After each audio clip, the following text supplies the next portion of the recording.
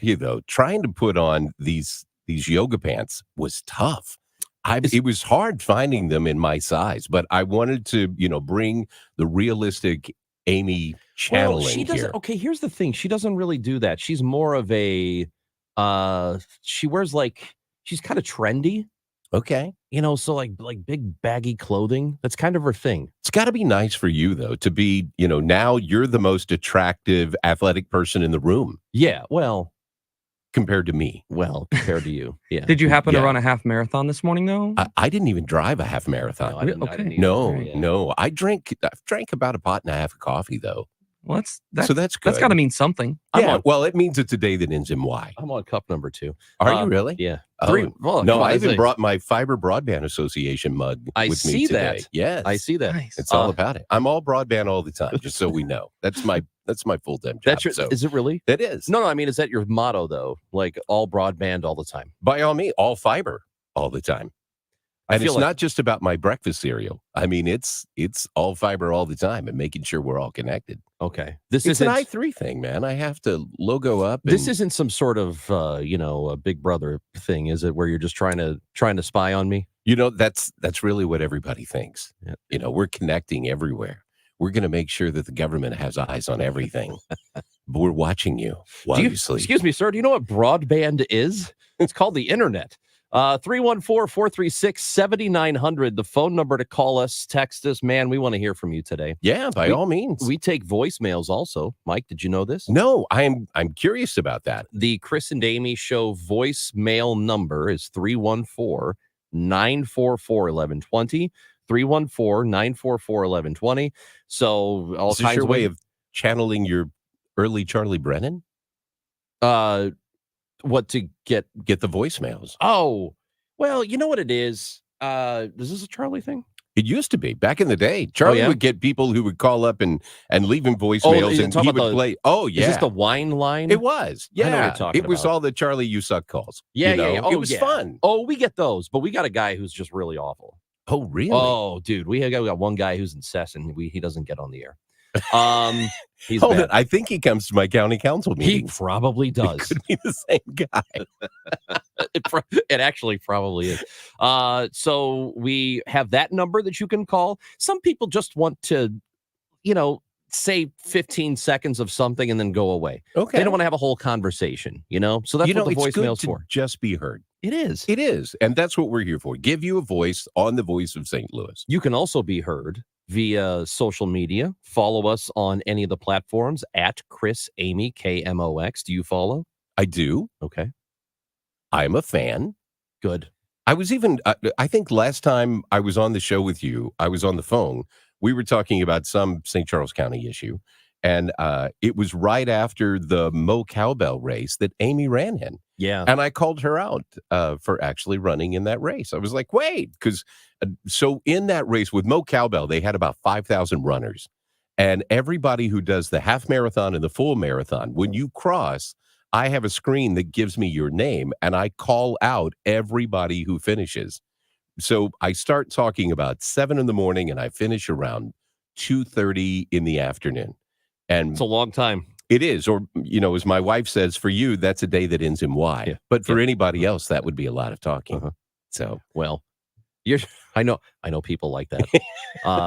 No, that is, and she did not tell you about it, right? She just I didn't know. Up? Yeah, I didn't know. Well, I didn't know that she knew who I was. I mean, she's big, famous Amy, and I'm just Mike Elam. Oh, come on, Mike. Outside of St. Charles County, I'm the voice of St. Charles in St. Charles County. But once I cross the Missouri River, I'm nobody. What's going on in St. Charles, Mike? Anything that we need to get into right now? Everything's going on in St. Charles. I mean, everything good is going on in St. Charles. It really is. Although it's funny, State Representative Phil Christopher-Nelly, who's running for Bill Eigel's Senate seat this year, just put a bill in that is, I don't think it's going to go anywhere, and I think it's more of just poking the bear, to be honest. But it's really funny because at any given time, the county jail in St. Charles County, about 70% of the people who are in that jail are not St. Charles County residents. Yeah. They come from the city or the county out to St. Charles and commit crimes. Unlike the city, they actually get arrested and they have to go to jail. And Phil Christopher said, So wait, this- why are we footing the bill for Yeah. your people that you won't prosecute? They come out to our county, think they're going to get the same slap on the wrist and be able to go commit crimes elsewhere. And we put them in jail. We're having to foot this bill.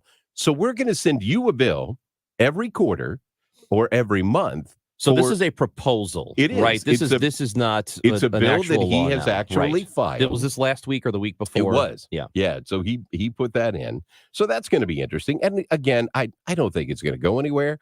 I think it's just more of a statement bill. You know, Yeah. from time to time, the reps and senators will put bills in that they don't expect them to go anywhere, but they make for nice headlines. And it does kind of poke the bear and keep the issue out there. Yeah, it did get the headlines last week. And It I did. saw that. And when I saw it, I thought, okay, that's an attempt to say something. Hey, keep your people by you. But I mean, it's wholly unrealistic to say, hey, we're going to charge whatever town you're from with you being in jail in our location. That's an interesting concept. Entirely though. unrealistic. I agree, but I think it's an interesting concept, right? It's kind of like community policing, right? So the community needs to be more, what's the word that I'm looking for? Accountable for your people. Like you, But how do you regulate a person leaving their home and going to another town and committing a crime? You don't. Can't. There's no way for the don't. city of St. Louis to do anything about that. There's not, but I think it comes from setting an expectation of your community, right? So the expectation, going back to the previous circuit attorney, Gabe Gore's different, doing a very good job, I think, from everything that I've heard, in setting a new expectation in the city of St. Louis, right? But when you set the expectation for a criminal community and says, if you're going to commit a crime, we're really not going to do anything to you. I mean, in Chicago, you have the zero bail, right? So as soon as you get arrested for whatever crime, we throw you right back out on the street as soon as we process. Well, that's not anybody. Now you're back out. It depends on the crime. They're not It's just the letting majority everybody of crime that back happens out. in Chicago. They're right back. If you're out a on the violent street. criminal, you're not getting back out. It depends on what your definition of violence is. That's not necessarily true. If it's a lower level violent crime, like it wasn't, you didn't have a gun, right? If it was assault, you are back on the street. So you can go beat somebody up. You can beat them about the head and shoulders with a stick, and they'll put you back out on the street. If you do it with a gun, probably not. But in the city of St. Louis, there was a lot of crime that wasn't being prosecuted, especially crime where they're gonna steal your car, they're gonna steal your personal possessions, and they were kind of letting them pass on a lot of that. So people started thinking, wait, if I can get away with it here, where else can I get it? And then you started seeing it go into St. Louis County. And St. Louis County started having more and more of that crime. And the prosecution was more, but still not as bad, or it's still not what you would want it to be, right? So then they get up to St. Charles. And at the time, Tim Lomar was the prosecutor when this stuff started, right? And Tim's like, no, man, you're going to jail. And he was actually the first prosecutor who followed a drug crime across state lines and charged someone who overdosed in St. Charles County. They bought the drugs from someone in Southern Illinois, and they actually charged the drug dealer in Southern Illinois with murder for actually selling them the drugs. And the FBI was thrilled to have because it gave them an opportunity to track like things like fentanyl, to say, where did this come from? Who was the dealer who sold it?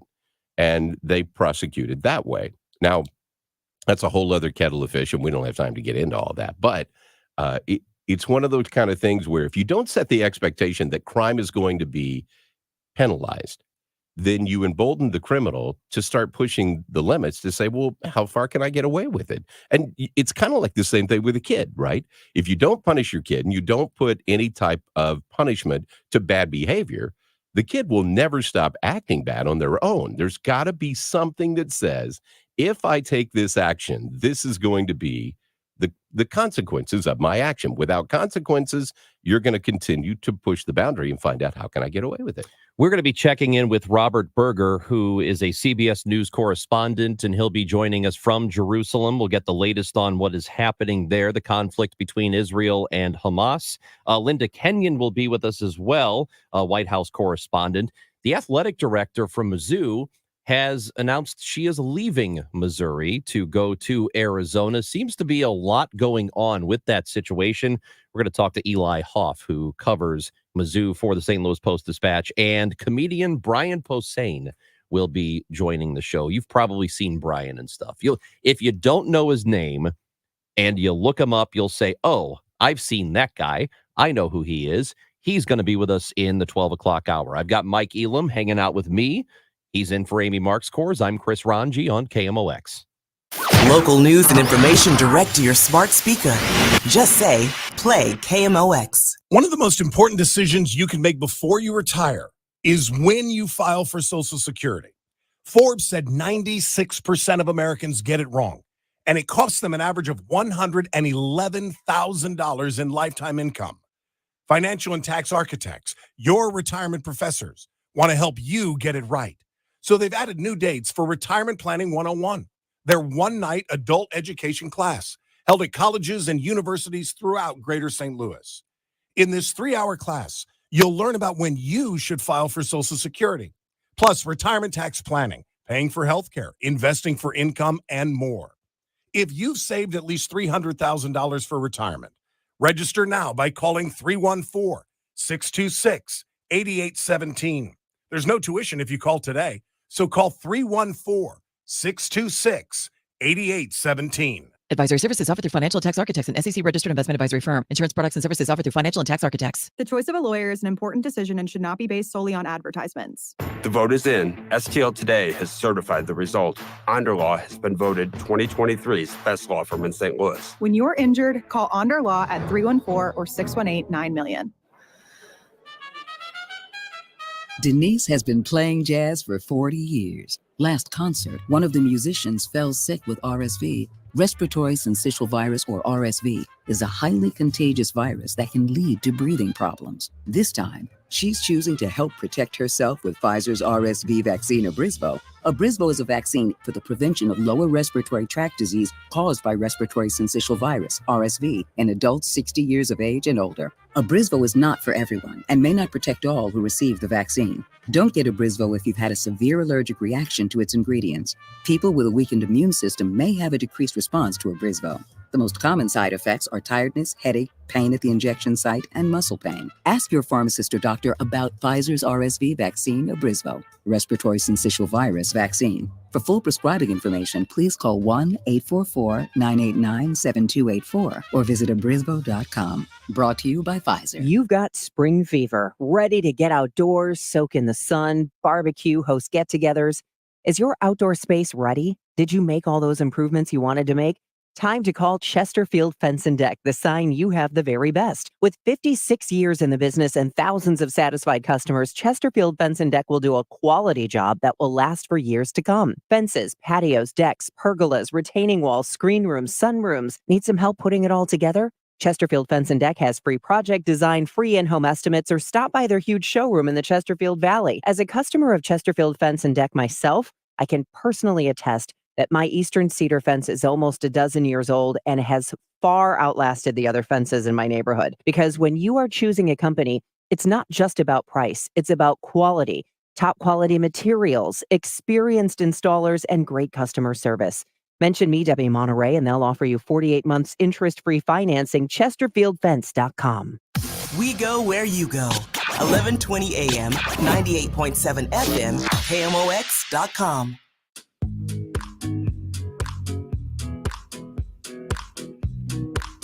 Mike Elam is in for Amy. I'm Chris Rongey. It is the Chris and Amy show. Today until 1 o'clock. Then it's the Dave Glover show, as it is every day. We've got tickets to give away. We have 2 different events for which we are giving away tickets. First of all, tonight, City SC, our soccer team here in St. Louis, is back at it. It is their first game. Now it is the CONCACAF Championship. So this is not the MLS season. That starts on Saturday. Wow. So they'll be at City Park. But tonight, the game against Houston, which is the CONCACAF game, will start at 7 o'clock. We are giving away a pair of tickets for that for tonight. So you'll need to be listening for your opportunity to win games to see City SC versus Houston at City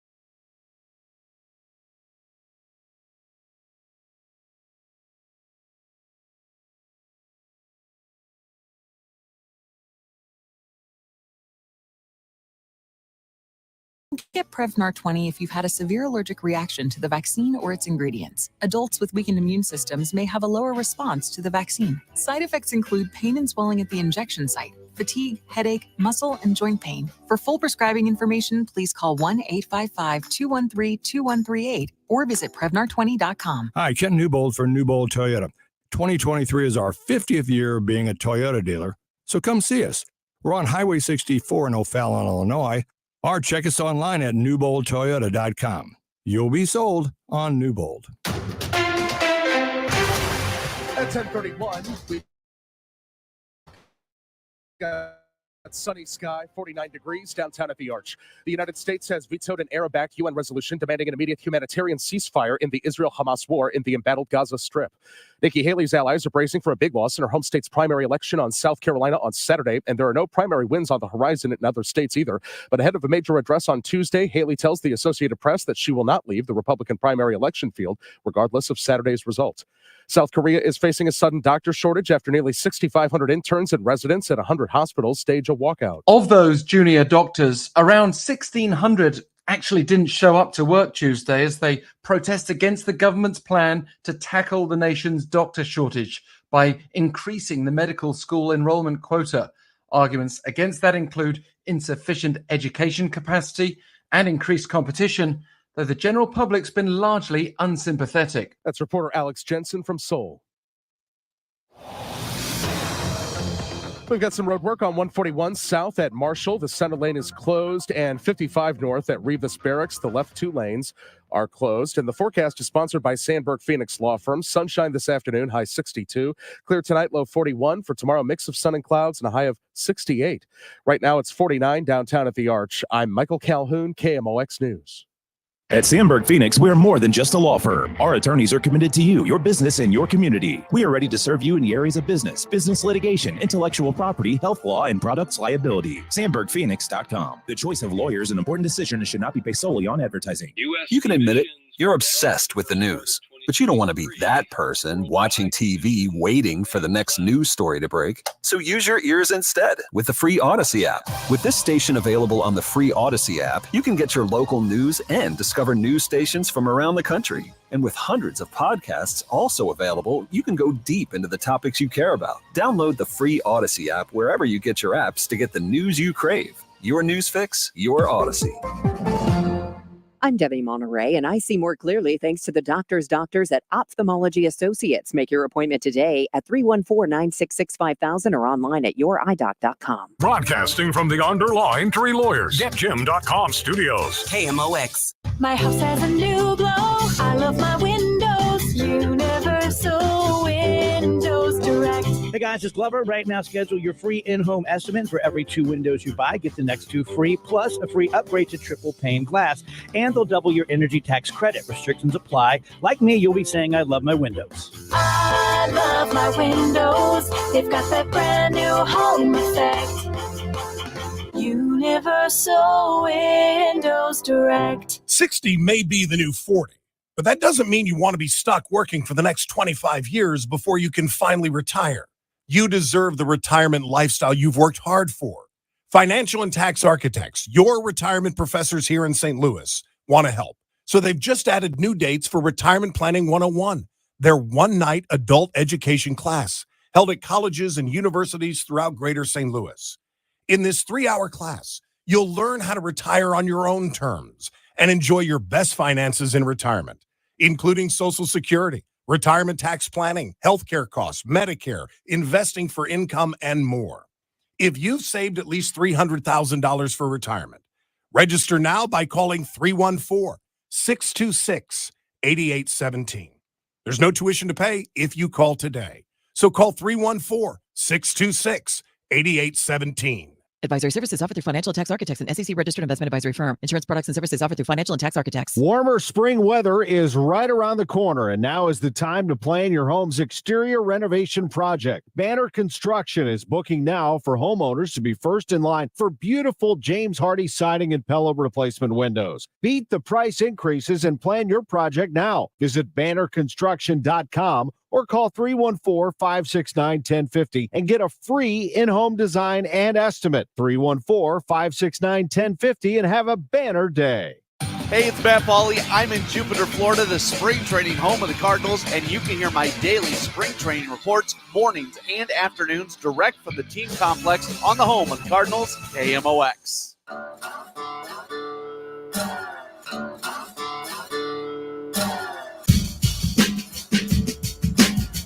It's the Chris and Amy Show. Mike Elam is in for Amy Marks Kors today. Did you see I even brought my own pen? You did. Well, you're supposed to. See, there you go. It's a Mike Elam pen, though. Actually, Mike, there are, I think there's a place somewhere around here you can get pens for free. Really? You know, like office supplies. You have to go find them, though. Debbie Monterey was nice enough. I left one of my pins here one night when I was doing At Your Service, which I'm doing Thursday night, by the way, from 8 to 10. Cross wonderful. promote. Thank you very much. You can listen here or on the Odyssey app. So I left it sitting right there, and Debbie was in the next morning, and that's where she was standing. So she's like, why do I have a Mike Elam pen? And she posted that on Facebook. I was that was very nice of you. Well, she saved it for you, too. She did. That was really nice of her. So, Mike, we were talking a little bit in the office about this, and yesterday we just briefly touched on it during the show with Brad Young. There was this vote that took place on the St. Louis City website, and the idea was, and this is more of a survey than it is a vote, just because they're trying to get an idea from St. Louis City residents how that Rams settlement money should be spent. As we know right now, it's in an account collecting interest. They have not really spent any of it. And they're wanting to get input from residents, which I think is a good idea. It shouldn't be the end all, but it should be a big part of the equation of how they figure out how to spend this money. Of course, St. Louis has lots of improvements that need to be made across the board in many different areas. Right. So what they did was they put about 20, if I'm not mistaken, 20 or so different items onto the page. And they said, you have 10 tokens. You put as many tokens into any of these things that you think is most important, that the city needs the most. And if you think one thing is so important that nothing else matters, and you put all 10 tokens into it, which is, as I explained, kind of like how some people do fantasy drafts. You know, you have a pool of $50 and you can spend this much money on this player or whatever. Kind of like that. I really want that kicker. I really want that kicker. He gets all $50. So they narrowed it down after the voting, and something like 12,000 people ended up participating in this survey. So these are the 5 things that came in on top that city residents say they want the most. Number 1 is the replacement of water mains. Fair enough. Number 2, traffic calming and pedestrian-friendly street design.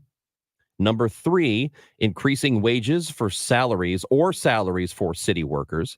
Number 4, free or subsidized childcare for residents. And number 5, establish a redevelopment revolving loan fund.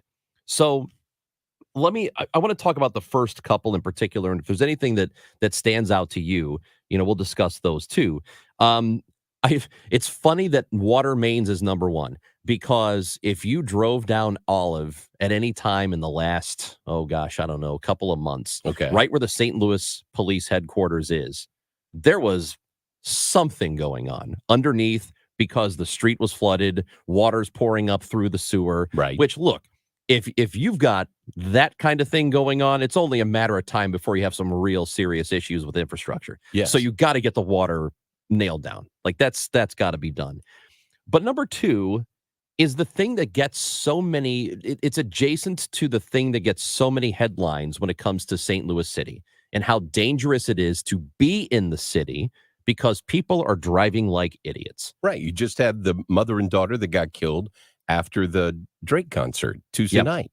Yeah. You had, which just over a year ago, the Janae Edmondson situation where guy was out of jail. He should not have been because he had violated his probation over 50 times and drove through a stop sign, caused an accident, ended up not killing her, but getting her caught underneath the car, lost both of her legs as a result, and she was from out of town visiting St. Louis for a volleyball tournament.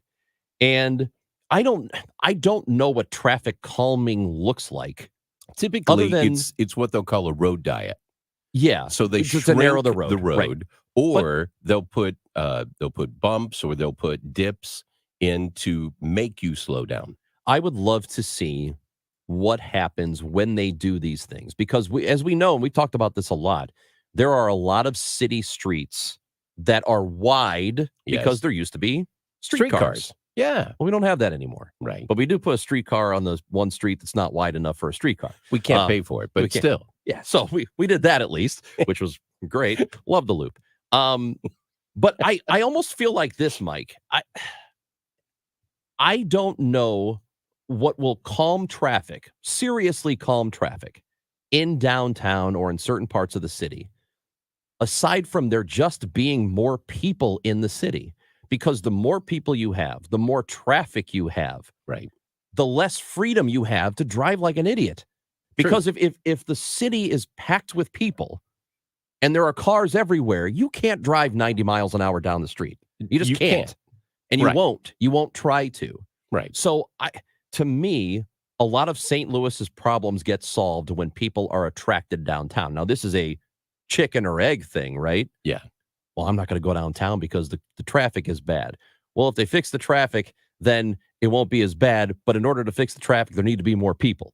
So I don't really know how we solve this problem, or if this is it's not going to be an end all, but maybe it's a little something. Maybe it's a step in the right direction. But ultimately, we need people to just be in the city, shopping, living, working, whatever. And we don't really have that. I would tell you have about 300 law enforcement officers that need to be hired first. And if you get those 300 law enforcement officers, because that's about how many, according to the chief publicly, that we're short in St. Louis right now. If you got that, you could do some traffic calming measures with speed enforcement with your law enforcement folks. But when's the last time you saw anybody in the city of St. Louis get a speeding ticket outside of an accident? You know, speeding was the cause of an accident. When they're working the accident, they're going to write you a ticket for speeding because you were driving too fast. But beyond that, I never see anybody in the city of St. Louis get pulled over for speeding. I never see that. I see people run through lights. I see people making left-hand turns at a stoplight. Like the light's red. Yeah. They stop. Yeah. There's not traffic coming at them, so they go ahead and turn. I'm like, you can do that on a right. You can't do it on a left. Like that's a complete. You crossed lanes of traffic against a red light. Until you're willing to enforce traffic measures, I don't think that's going to happen. I do think part of the problem, and I don't think this is all of it, a lot of it is just people who don't care, and they're just going to drive however they want to drive. They don't really care what happens. Again, I get back to once you have enforcement, just like we were talking about before, once you put consequences to actions, you have different actions. But until you put consequences to actions, you're never going to change the behavior. I ran a red light today on purpose, and the light had changed 2 to 3 seconds before I got there, which doesn't sound like a lot, but count it out. 1 Mississippi, 2 Mississippi, 3 Mississippi. That's a long time. It is. And I did it because it feels like to me, as a person who drives in the city a lot, these lights are awful and they are horribly timed. And you'll get through one and you're stopping at the very next one. And then you get through that one and you stop at the very next one. And there's never any side traffic. Right. There's never any cross traffic. Because to your earlier point, there's no one down here. You're just sitting for no reason. And when that happens, and it happens a lot, you say, screw this light, I'm going through it. Right. And I did that today because I got stopped 3 times in the span of, I think, about 4 or 5 blocks. Okay, this is stupid. This is stupid. I'm going. And you were telling me about a thing in St. Charles. Gateway Green Light Program. So is it done, or is it being implemented, or? So as new traffic lights come on network, they're adding them into it. But St. Charles County has networked all of the stoplights especially on the major roadways, back to one central traffic system. So let's say there's an accident on I-70 between Mid Rivers and Cave Springs. They can pull traffic off of that. They can move it to Salt River Road, or they can move it to Mexico, depending on if they need to be north or south. They can change the traffic patterns of the lights, and they can move traffic quickly. So you keep everybody moving the way they should. Yes. And you're not just stuck out on the highway. Why don't for we have that hours. in the city? Well, there's a lot of reasons, and we're only here till 1. So there's a lot of things that need to be done to make that work. Part of it, we went back to, hi, I work in the fiber business, right? So part of that is you've got to do infrastructure and you've got to connect it. And that's going to take a lot of money to be able to do. Well, how much money do we have with the Rams settlement? Is it $800 million? About $800 million? Just south of that. Yeah, it was 700. 700 Yeah. and change, but who's counting, right? It's like DC. We Some round of it up. has to, and that was part of the settlement, has to go to the Dome, to the convention center. Right. So the Board of Aldermen got to pick the 20 things that you got to vote on. These were your 5. I would stick with 2 things that would have to be a rule of thumb. One, whenever you get money that's one-time money, you either put it on infrastructure things that are one-time cost, like the legislature did with the infrastructure money that they got, and they're going to widen I-70, which desperately needs it. So they're going to spend $2.8 billion on widening I-70 with one-time money that they got from the feds, right? You can't give raises to city workers, because once you give them a raise, that's a reoccurring thing that's going to happen. You're going to burn through that money, and then you're still going to be stuck with the raises. Unless the intent, Mike, and maybe you would disagree with this, is you attract more people to want to work in the city and therefore live in the city, which then raises the tax base. So maybe that, and I don't know if that would actually be the outcome, but that could be the intent. If you were going to do that, I would rather them leave this principle in a fund like it currently is, and every year you take the interest from that fund, and then you use that to be able to pay for city workers. I would say, instead of city workers, hire the cops off the interest that you're getting from a $700 million plus. Because if you're getting 10% interest on that money, and in today's economy, you probably can find that with that amount of money. If you have 10% interest, you're going to have $70 million a year reoccurring every year. You put that into the police department. Suddenly I found a whole bunch of law enforcement officers that I can afford to go hire, which fixes the traffic issue that you were talking about before. It fixes a lot of safety issues that we've been talking about. But if you're going to use one-time funds, you can't put it on a reoccurring expense unless you're going to do the way I just talked about. Because then you're never touching the principal. The principal is always going to be there. You're living off the interest. If you're going to go that way, I can come to terms with some of these reoccurring expenses. Yeah, well, I do think city workers, and that includes police, I think do need to be paid better. They need to be paid more competitively. I think it would make it a more attractive place for people to be. It's almost like we have so many different things that need to be done at once. Here's We're just, this isn't here's one problem, let's address it by hiring more cops and that'll fix everything. Well, I think we need to do that, but I think we need a hell of a lot more than just that, and it needs to all be done at the same time. Here's what I'd really like to see. What happened in Detroit after Detroit went to hell in a handbasket and started making its way back? What happened in Nashville that has turned Nashville around? What's going on in Kansas City that's turning Kansas City around? What are those things that are happening there? Can we use part of this money to recreate that in St. Louis and reemerge St. Louis into what it should be? One of our underlying problems, and I will die on this hill, is the separation between the city and the county and all the municipalities. I don't think that helps us as a region at all. I don't think you're going to get that done. Yeah, probably not. No. But it is holding us back, and it probably will forever. That's Mike Elam. I'm Chris Rongey. Did you see this? Next on KMOX. KMOX celebrates Black History Month and salutes African Americans from St. Louis whose achievements changed the world. In 1975, the men's singles championship at Wimbledon featured Jimmy Connors of East St. Louis and Arthur Ashe, who attended Sumner High School and lived in Richmond Heights. Ashe moved to St. Louis in 1960 from Richmond, Virginia, because there were no indoor tennis courts in his hometown, and he wouldn't have been able to play in them anyway, for Richmond was a segregated town, and he was black. Ashe became the first and only black male to win singles titles at the U.S. Open, which he did in 1968, and Wimbledon, which he did in 1975 by defeating Jimmy Connors. Today, a statue of Ashe stands in Richmond, Virginia, both hands in the air, but the hand holding a book raised higher than the hand holding a tennis racket.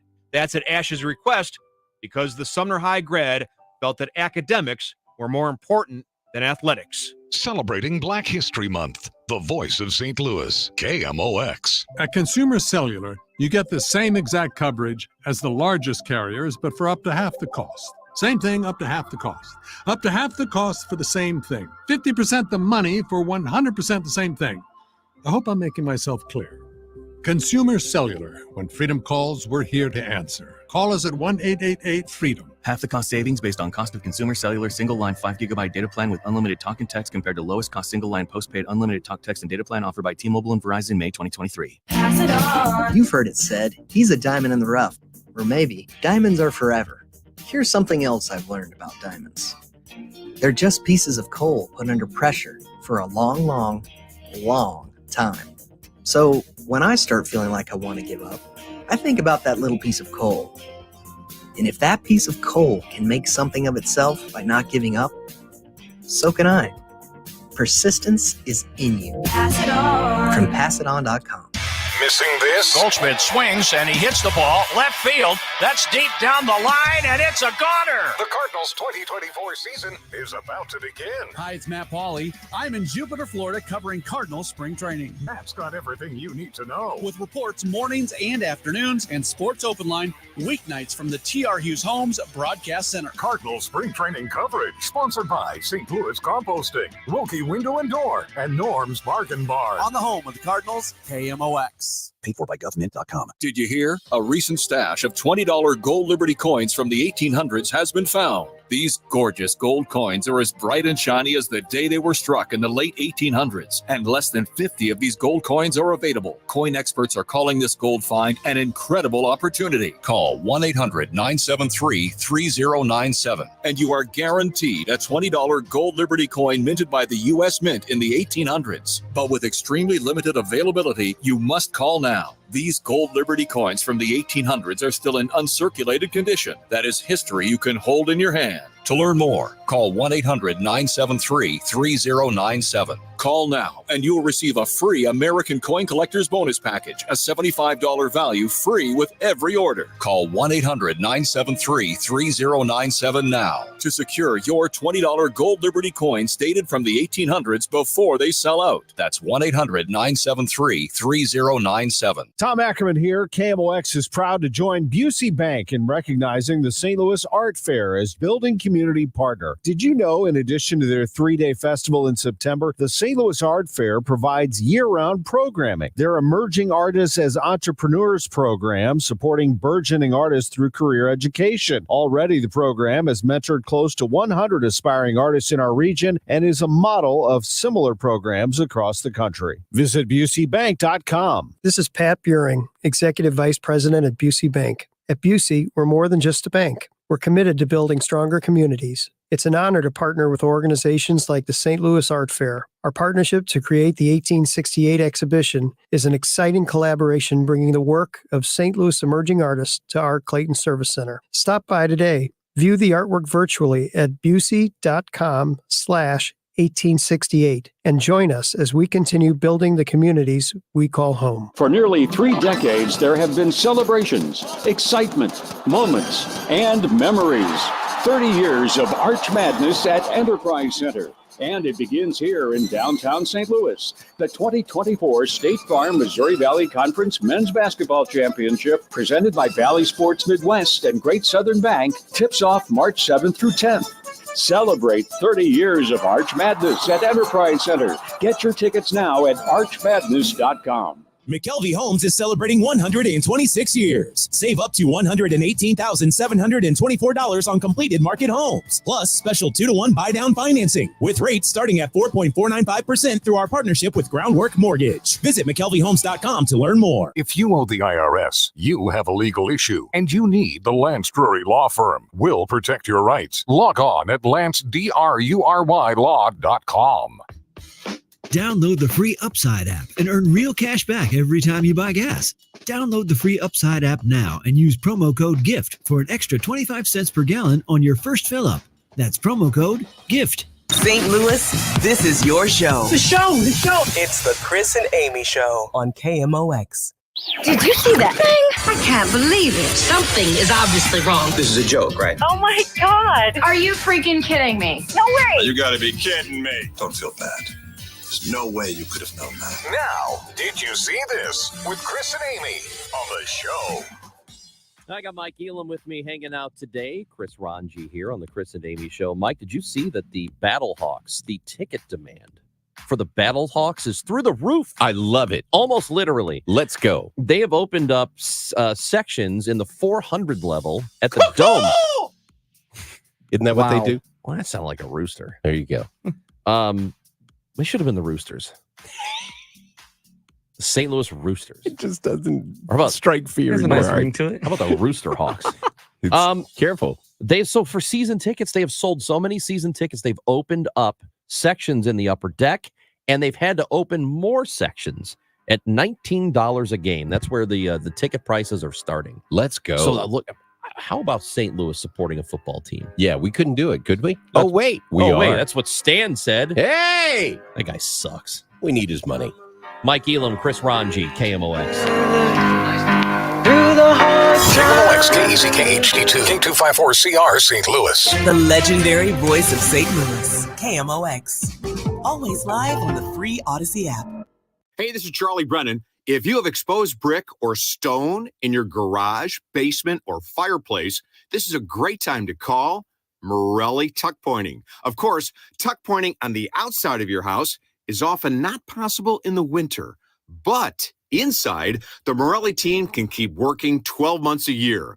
What's tuck pointing? Well, it's the removal of old mortar and the replacement of new mortar on a wall or chimney. Sometimes that mortar can become loose, missing, or deeply eroded. We've used the Morelli team to tuck point the Brennan home numerous times. So if you live in a brick or stone home in need of repair, call the company that's received the Angie's List Super Service Award every year, back to back to back, since 2005. Morelli, the masonry specialists. Check out their reviews on the Google, Angie's List, and Better Business Bureau websites. Call 314-645-1387, MorelliTuckPointing.com. Do you feel like you're going through life clouded by doubt? Talk to California Psychics. Our trusted and accurate psychics are available 24/7, and we guarantee if it's not life-changing, it's free. Download the app or connect with us at CaliforniaPsychics.com. Right now, new customers get 80% off their first reading. Experience the joy of certainty. California Psychics. At Consumer Cellular, you get the same exact coverage as the largest carriers, but for up to half the cost. Same thing, up to half the cost. Up to half the cost for the same thing. 50% the money for 100% the same thing. I hope I'm making myself clear. Consumer Cellular. When freedom calls, we're here to answer. Call us at 1-888-FREEDOM. Half the cost savings based on cost of consumer cellular single line 5 gigabyte data plan with unlimited talk and text compared to lowest cost single line postpaid unlimited talk, text, and data plan offered by T-Mobile and Verizon May 2023. This is a consumer alert to all U.S. taxpayers who owe the IRS back taxes or have unfiled tax returns. If you owe $10,000 or more in back taxes, you can now take advantage of active programs that provide relief to struggling taxpayers and may reduce or eliminate what you owe if you qualify, even if you are facing liens, levies, audits, wage garnishment, or already in a payment plan. Call the Easy Tax Relief Helpline now to check what savings you may qualify for at 800-505-7103. You may qualify to reduce up to 99% of what you owe or for other special programs. Once qualified and enrolled, you can rest assured that your assets are protected and all collection efforts will be stopped. Billions of dollars in savings are available through these relief programs for struggling taxpayers, but you must call to see if you qualify. To see what savings you qualify for, call 800-505-7103. 800-505-7103. That's 800-505-7103. Mid-America's most trusted source for news. KMOX. At 11 o'clock, we've got some sun, 51 degrees downtown at the Arch. I'm Michael Calhoun. Our top story this hour is a developing one. St. Louis police asked the SWAT team to help take a suspect into custody. KMOX's Sean Malone is live on the scene. What is the latest, Sean?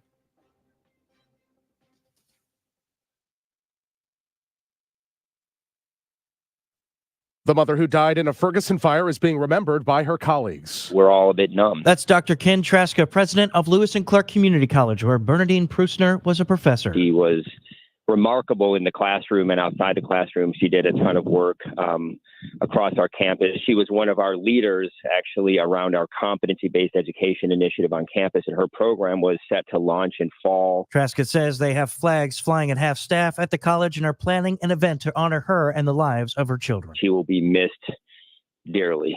She will be missed dearly. Stuart McMillan, KMOX News. The United States vetoed a UN Security Council resolution that called for an immediate ceasefire in Gaza. This comes as President Joe Biden faced mounting pressure to dial back support for Israel. U.S. Ambassador to the UN, Linda Thomas-Greenfield. Colleagues, over the past few weeks, we have made incredibly clear that the resolution before the Council would not achieve the goal of a sustainable peace and may, in fact, run counter to it. And let's go back live to KMOX's Sean Malone for the latest on that developing story. Sean? Michael, here's the situation. U.S. Marshals are attempting to take a wanted suspect into custody on Albion Place when he barricaded himself in. The SWAT team has arrived. They've currently surrounded the building in question on either side. Just a few moments ago, we heard a couple of bangs, loud bangs. Not sure if it was gunshots or if the police were attempting to gain access. They've been calling out to the suspect for the past couple of minutes here. Believe the name that I'm hearing them shouting is Robert. But so far, they've just been trying to tell him to answer his phone or to give them a call. We haven't seen too much movement since police have positioned themselves about 10 minutes ago. In St. Louis, Sean Malone, KMOX News. MoDOT is asking you to call in when you see a bad pothole. Darren Hamlink is the state maintenance director for MoDOT. He says they prioritize based on the type of roadway. If it's an interstate or a road with a lot of traffic volume, we'll prioritize that over a lower volume road. If you want to report a pothole, you can call 888-ASK-MoDOT. The KMOX business desk, you can expect to pay a little more for checked bags on a popular U.S. airline. American Airlines has announced some big changes. Starting today, you'll only be able to earn miles and loyalty points if you book with a partner of the airline, which includes selected travel agencies and partner airlines. This makes them the first U.S. airline to limit miles and points to specific booking channels. And baggage fees are also going up. $35 for your first checked bag online and $40 at the gate, which gives American the award for the highest checked bag fees of all U.S. airlines. Jen Clark, CBS News. Dow from Steeples down 136 points. We've got road work on 55 South at Gasconade. The left lane's closed, and 141 South at Marshall Road in the center lane. KMOX AccuWeather, plenty of sunshine for today, high of 64 degrees, and clear for tonight, low of 42. Tomorrow, times of clouds and sunshine. It's going to be a warm one with a high of 70 degrees in the afternoon. I'm AccuWeather meteorologist Matt Benz on the Voice of St. Louis, KMOX.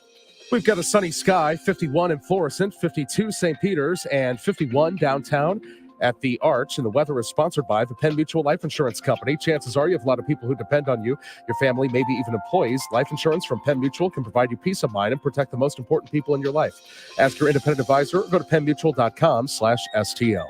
I'm Michael Calhoun, KMOX News. The Chris and Amy Show, sponsored by Summer at SLU. Find your kid's best summer yet at St. Louis University.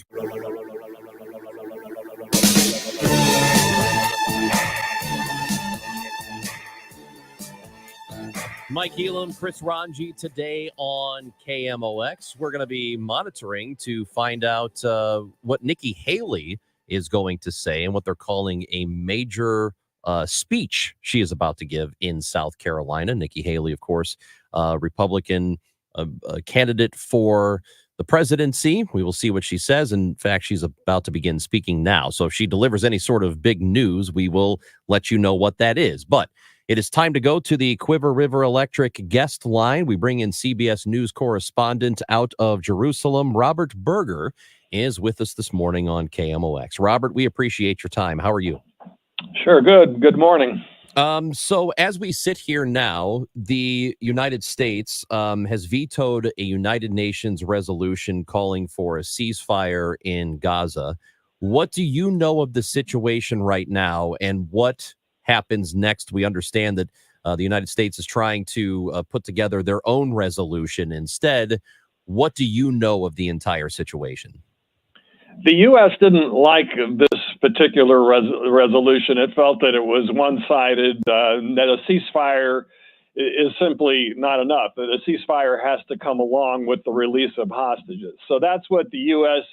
is proposing in its own draft resolution. Not clear at all when that is going to come up for a vote. But what the U.S. would like to see is a 6-week ceasefire. This is the proposal on the table, in exchange for the release of some Israeli hostages and Palestinian prisoners.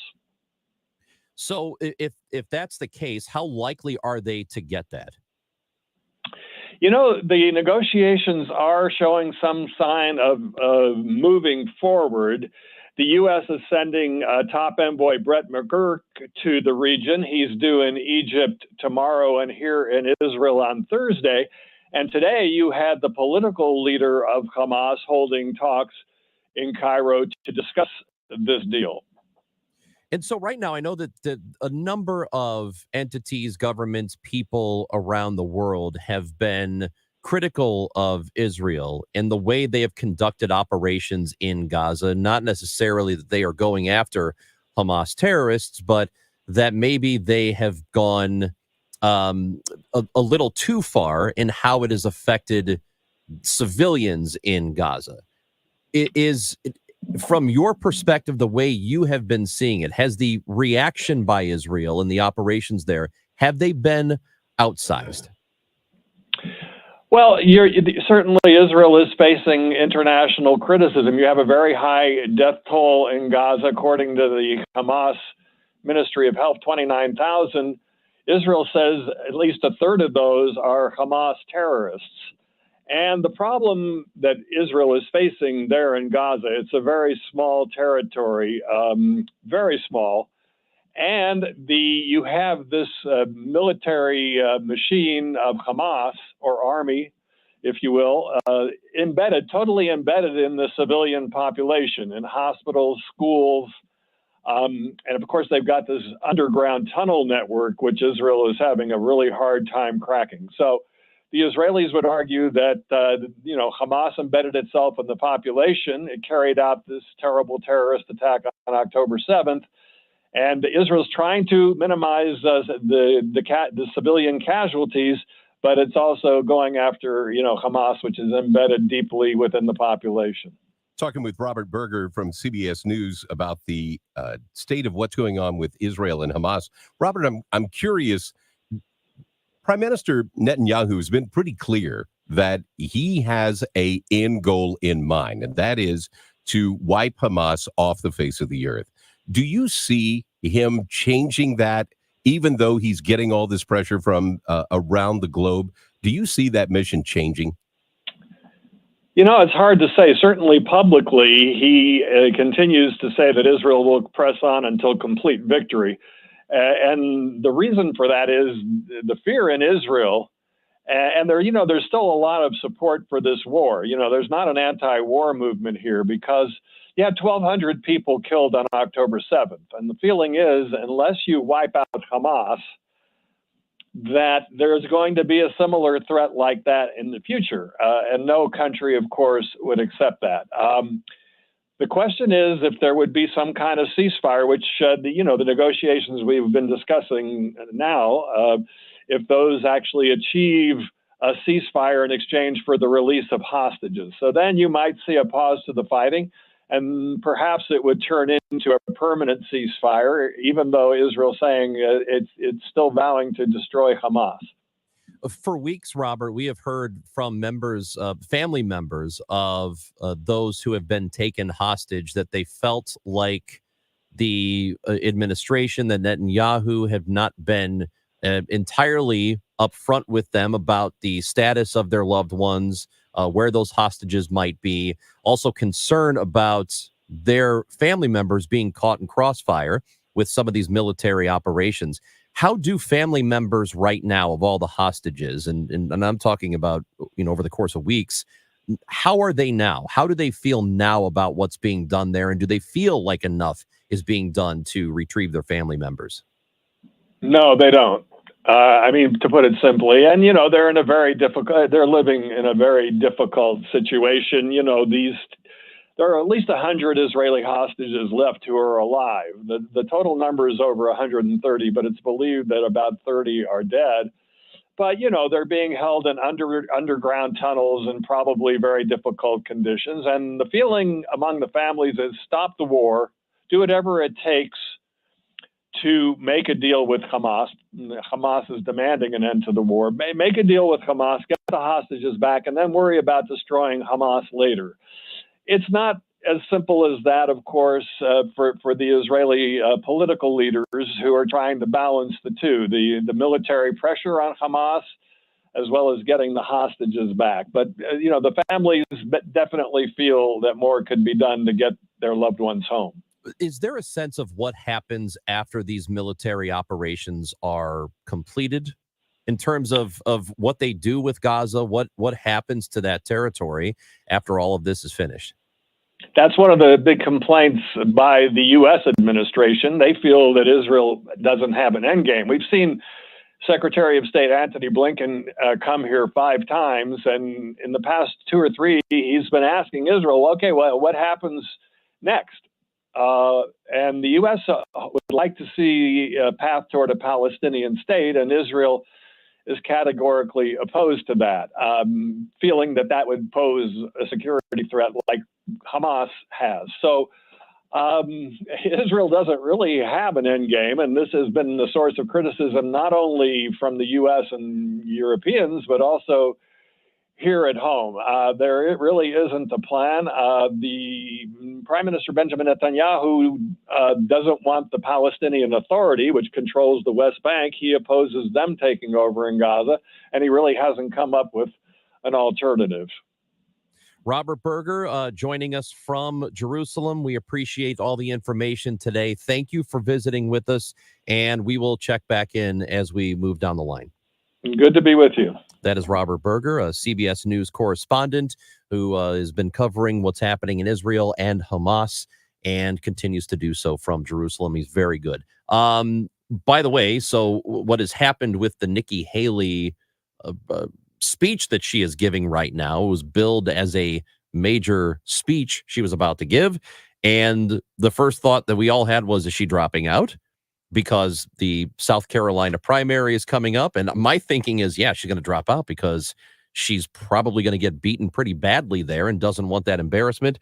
She said, Americans of every belief and background are tired of our national mess. They don't want more chaos and craziness. They worry about a national collapse. If I weren't in the race, we'd be reading the exact same storyline every day until November 5th. There would be widespread reports of Americans suffering from a bad case of Biden-Trump fatigue. And it would be true. A stunning 70% of the country doesn't want a Biden-Trump rematch. The majority of Americans don't just dislike one candidate. They dislike both. As a country, we've never seen such dissatisfaction with the leading candidates. We've never had so many Americans mired in pessimism and division. We still have a chance to restore their faith. I will fight as long as that chance exists. Now, I know what Donald Trump is saying. He wants an election with no opponent. But that's not what the voters are saying. Despite being a de facto incumbent, Donald Trump lost 49% of the vote in Iowa. In New Hampshire, Trump lost 46% of the vote. That's not good.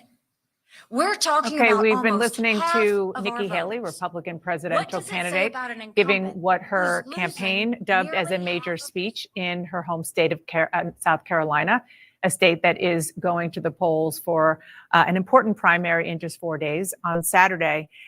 So the intro to the speech was about how she's not dropping out.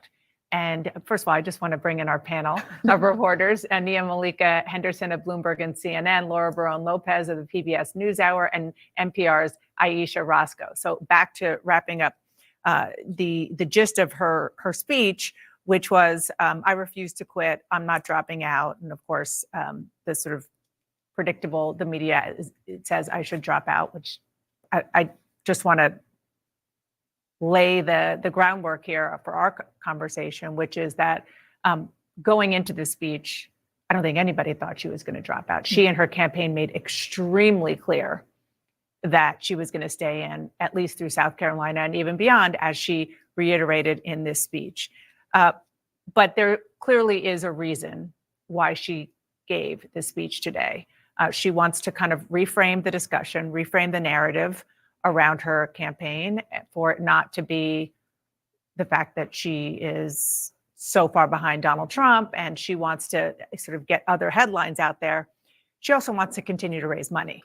So I think a big audience for this speech is the donor class, which so far, given where she is, and the fact that she doesn't have that many delegates, that she doesn't have a lot of hope for beating Donald Trump, the fact that she still is able to raise any money says a lot about some of the concern about Donald Trump, as small as it is, particularly in the donor class. Nia, what are your thoughts, especially as a South Carolina native? Yeah, listen, she wanted attention today and she got it. And the donors will be listening and maybe they'll give her a little more runway to continue this thing. Nikki Haley was there saying she likes hard truths. Well, one hard truth is her path to defeating Donald Trump is incredibly difficult. She sort of makes it seem like she has a beef with the GOP elite and the political press. The beef should be with the voters, right, who aren't really buying her message at this point. I mean, in South Carolina, she is going to lose by a landslide. She was a two-term governor there, fairly popular on the way out, but people aren't liking her. They like Donald Trump much better. And so, listen, I think she lives to see another day. It's sort of a rebuttal to her defeat in South Carolina. But again, it just seems like another day of this campaign that'll end at some point. Well, I mentioned the fact that this was a speech saying that I'm not dropping out. Nobody necessarily thought she would drop out in recent days and weeks. Rewind to Iowa and New Hampshire, particularly after New Hampshire, there certainly was a question about whether she wanted to face voters in her home state and potentially lose by a landslide, given the fact that she's young and whether that would hurt her brand long term.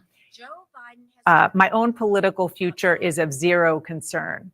That was a notable line that helps answer. I mean, and an untruth too. Right? Take it for what it is. But she was attempting to answer that question with that line.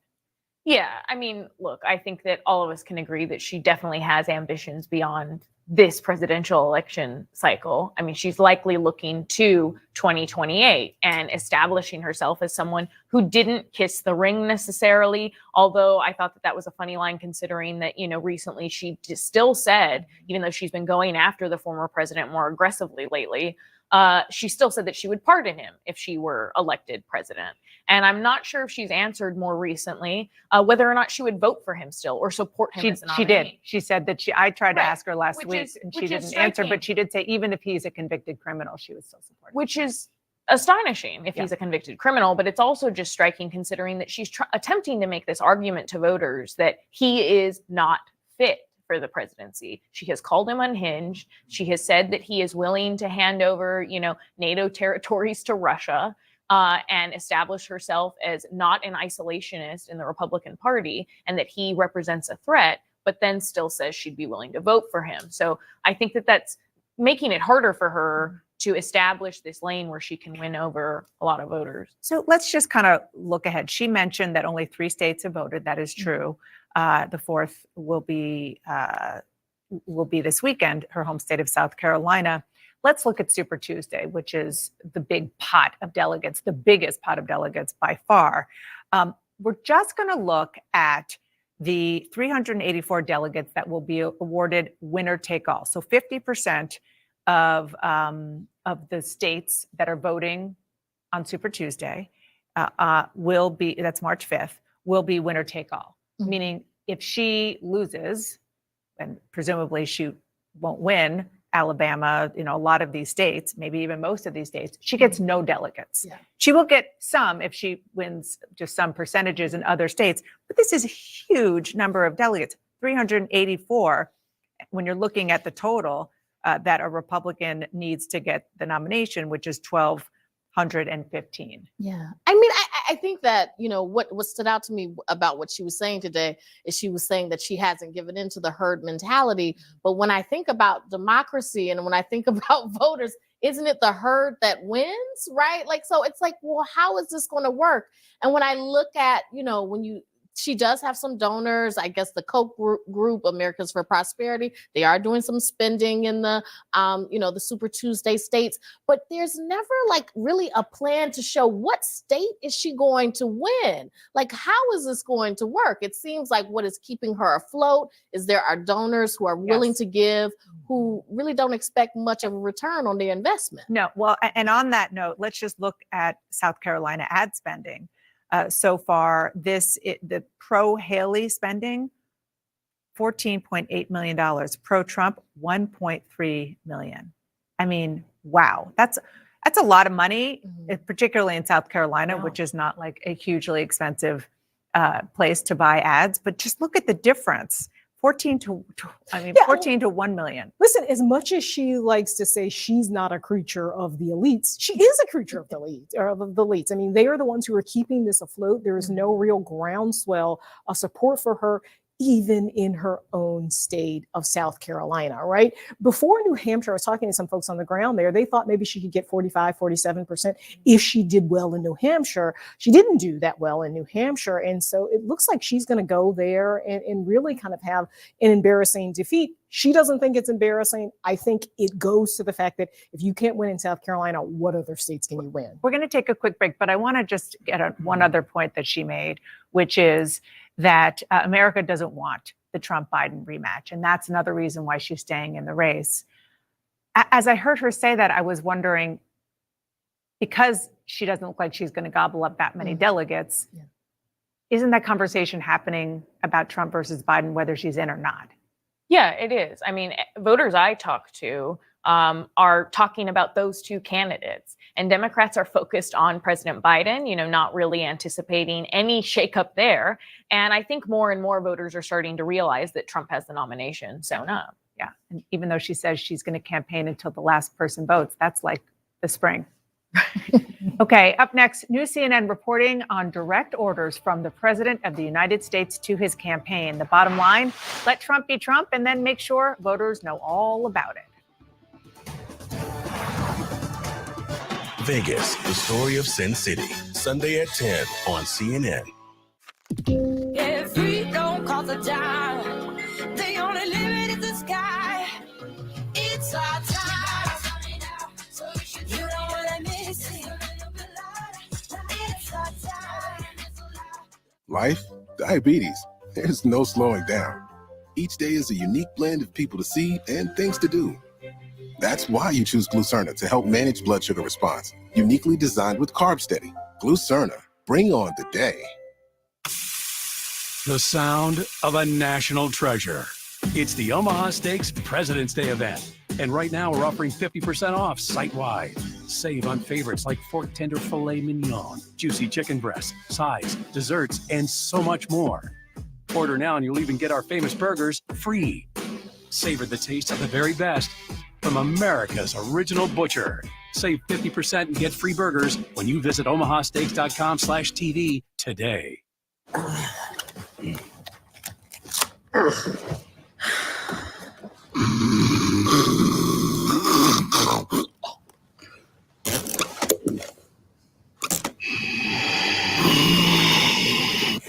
If you struggle with CPAP, you should check out Inspire.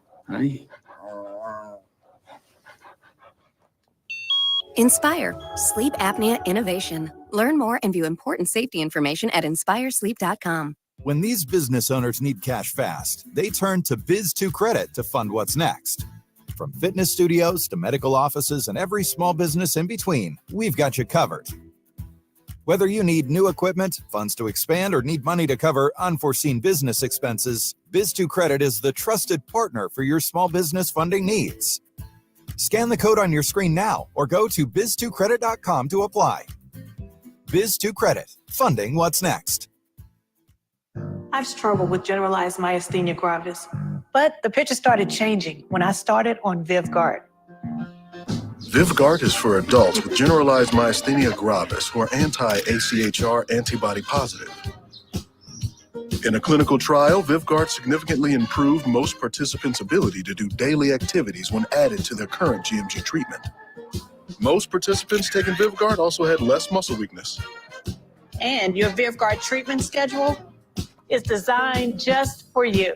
In a clinical study, the most common side effects included urinary and respiratory tract infections and headache.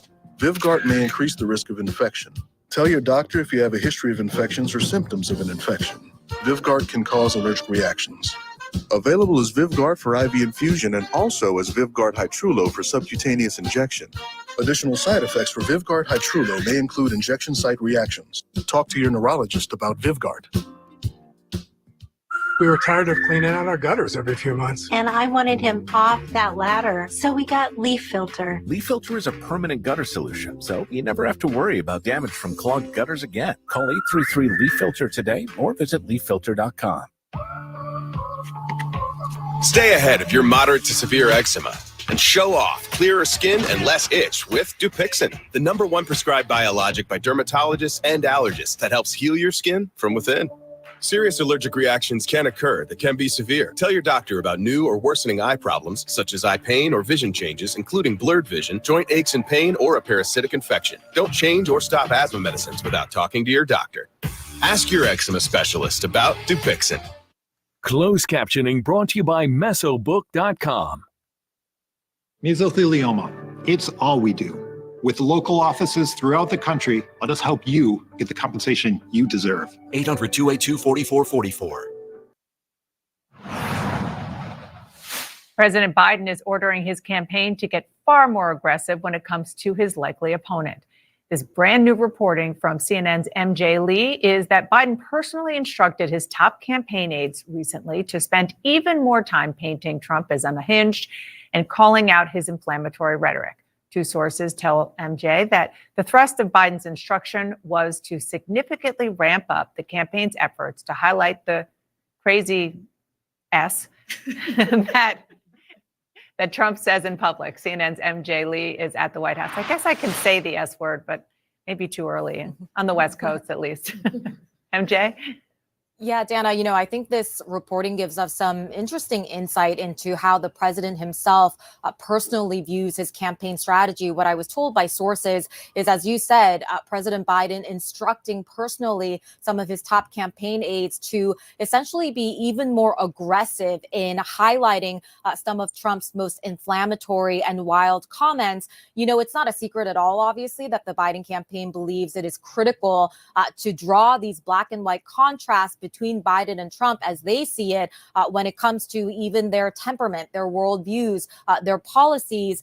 But as the Biden campaign makes this full pivot to the general election, it's clear that Biden himself believes that it is critical to paint the former president as being unhinged and simply unfit for office. And I think we've seen the Biden campaign and the president himself take those opportunities more aggressively in recent weeks when it comes to, for example, going after the former former president's comments about NATO or going after his mocking of Nikki Haley's husband, who is currently serving abroad.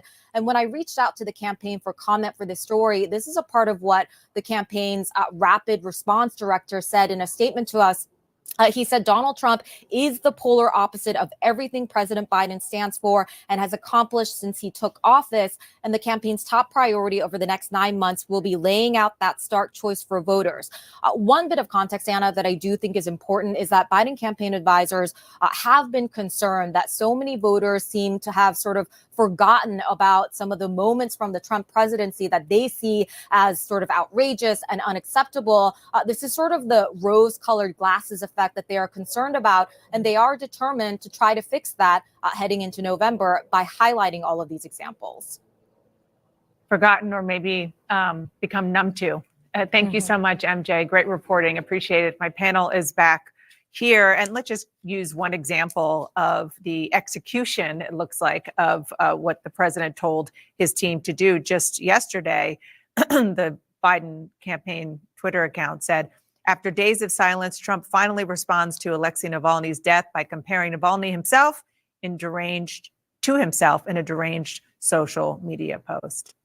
Yeah, every chance that they have, they are going to try to show that contrast. And they have, this is something that they did during his run in 2020. I mean, he launched his campaign about Trump's comments and response to the neo-Nazi march in Charlottesville. So it was about striking that contrast repeatedly about the direction of the country.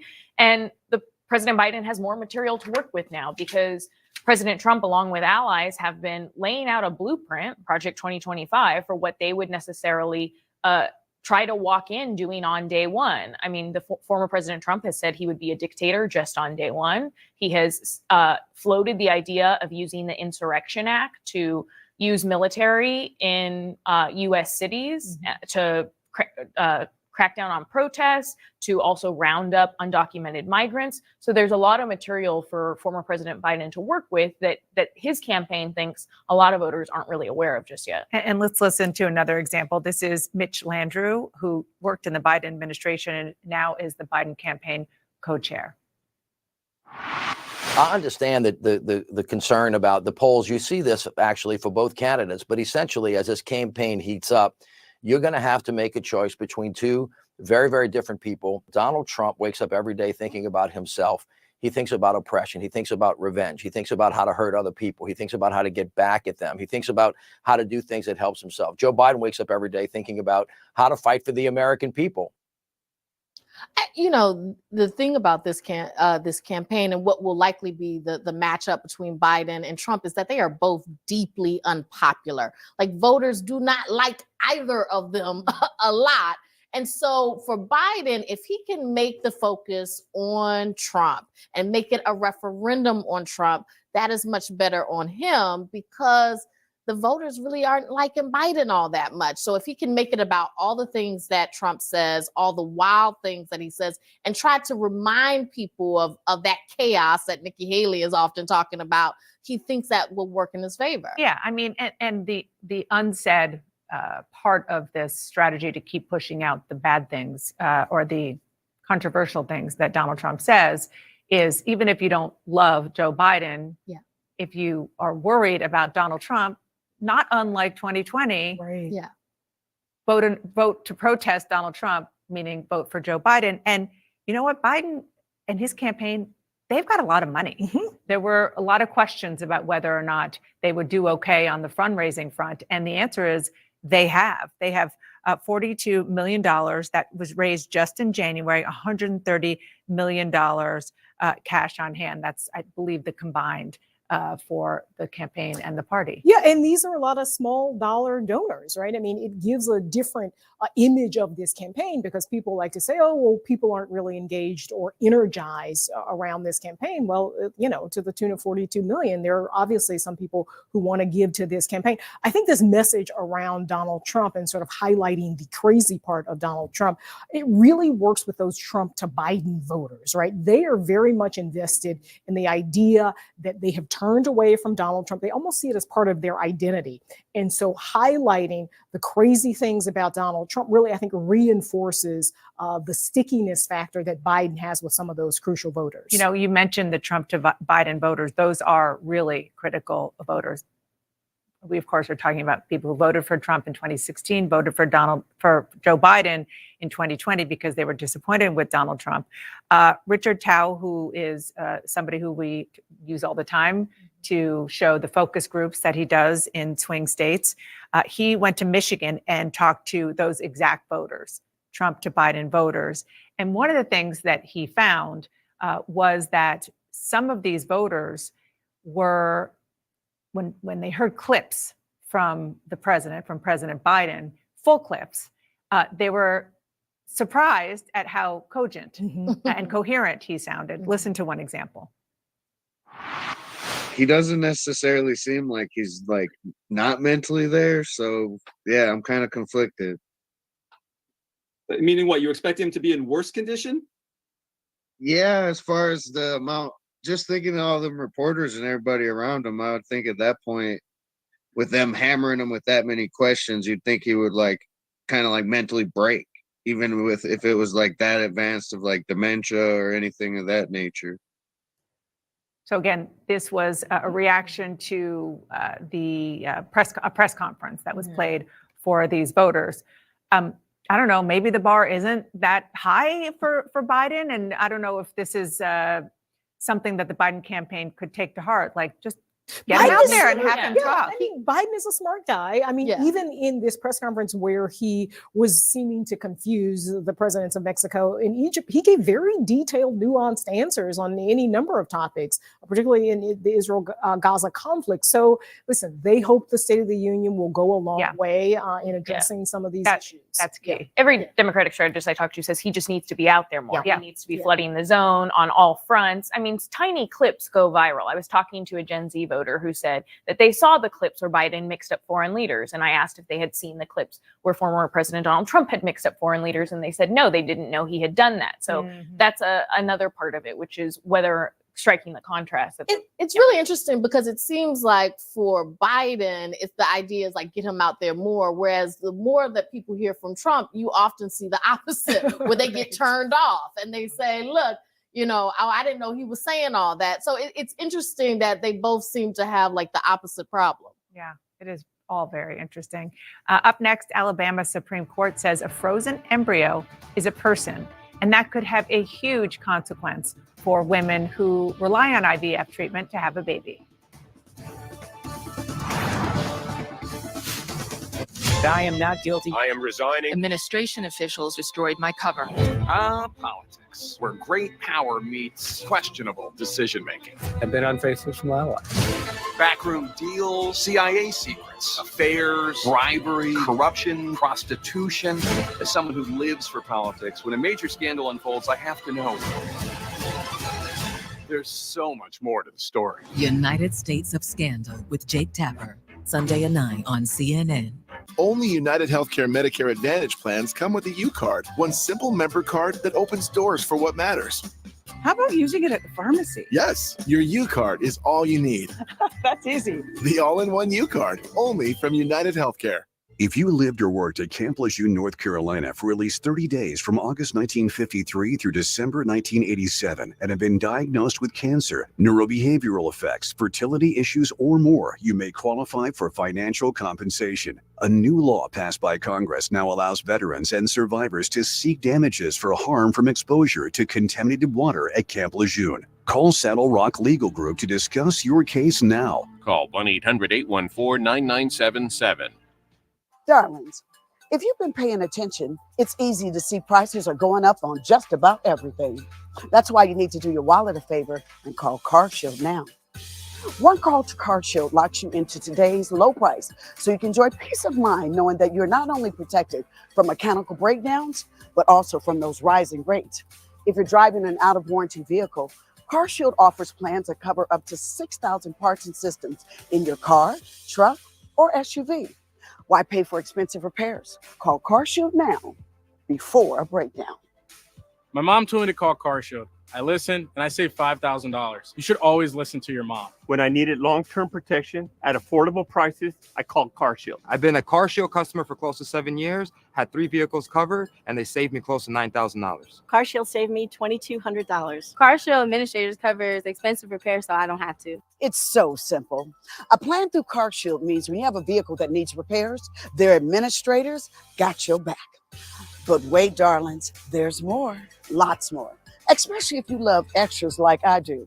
See, I love a plan that includes 24/7 coast-to-coast roadside assistance, courtesy towing, and rental car options too. Darlings, expensive car breakdowns will happen. The difference is calling CarShield before they do. So listen to Auntie Vivica and call CarShield now to protect yourself from rising rates and costly repairs. Call now and get yourself a free quote.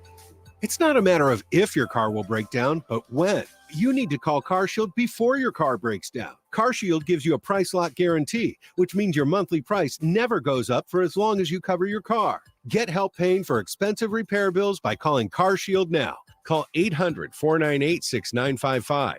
800-498-6955. 800-498-6955. As the world keeps moving, help prevent COVID-19 from breaking your momentum. You may have already been vaccinated against the flu. But don't forget this season's updated COVID-19 shot, too.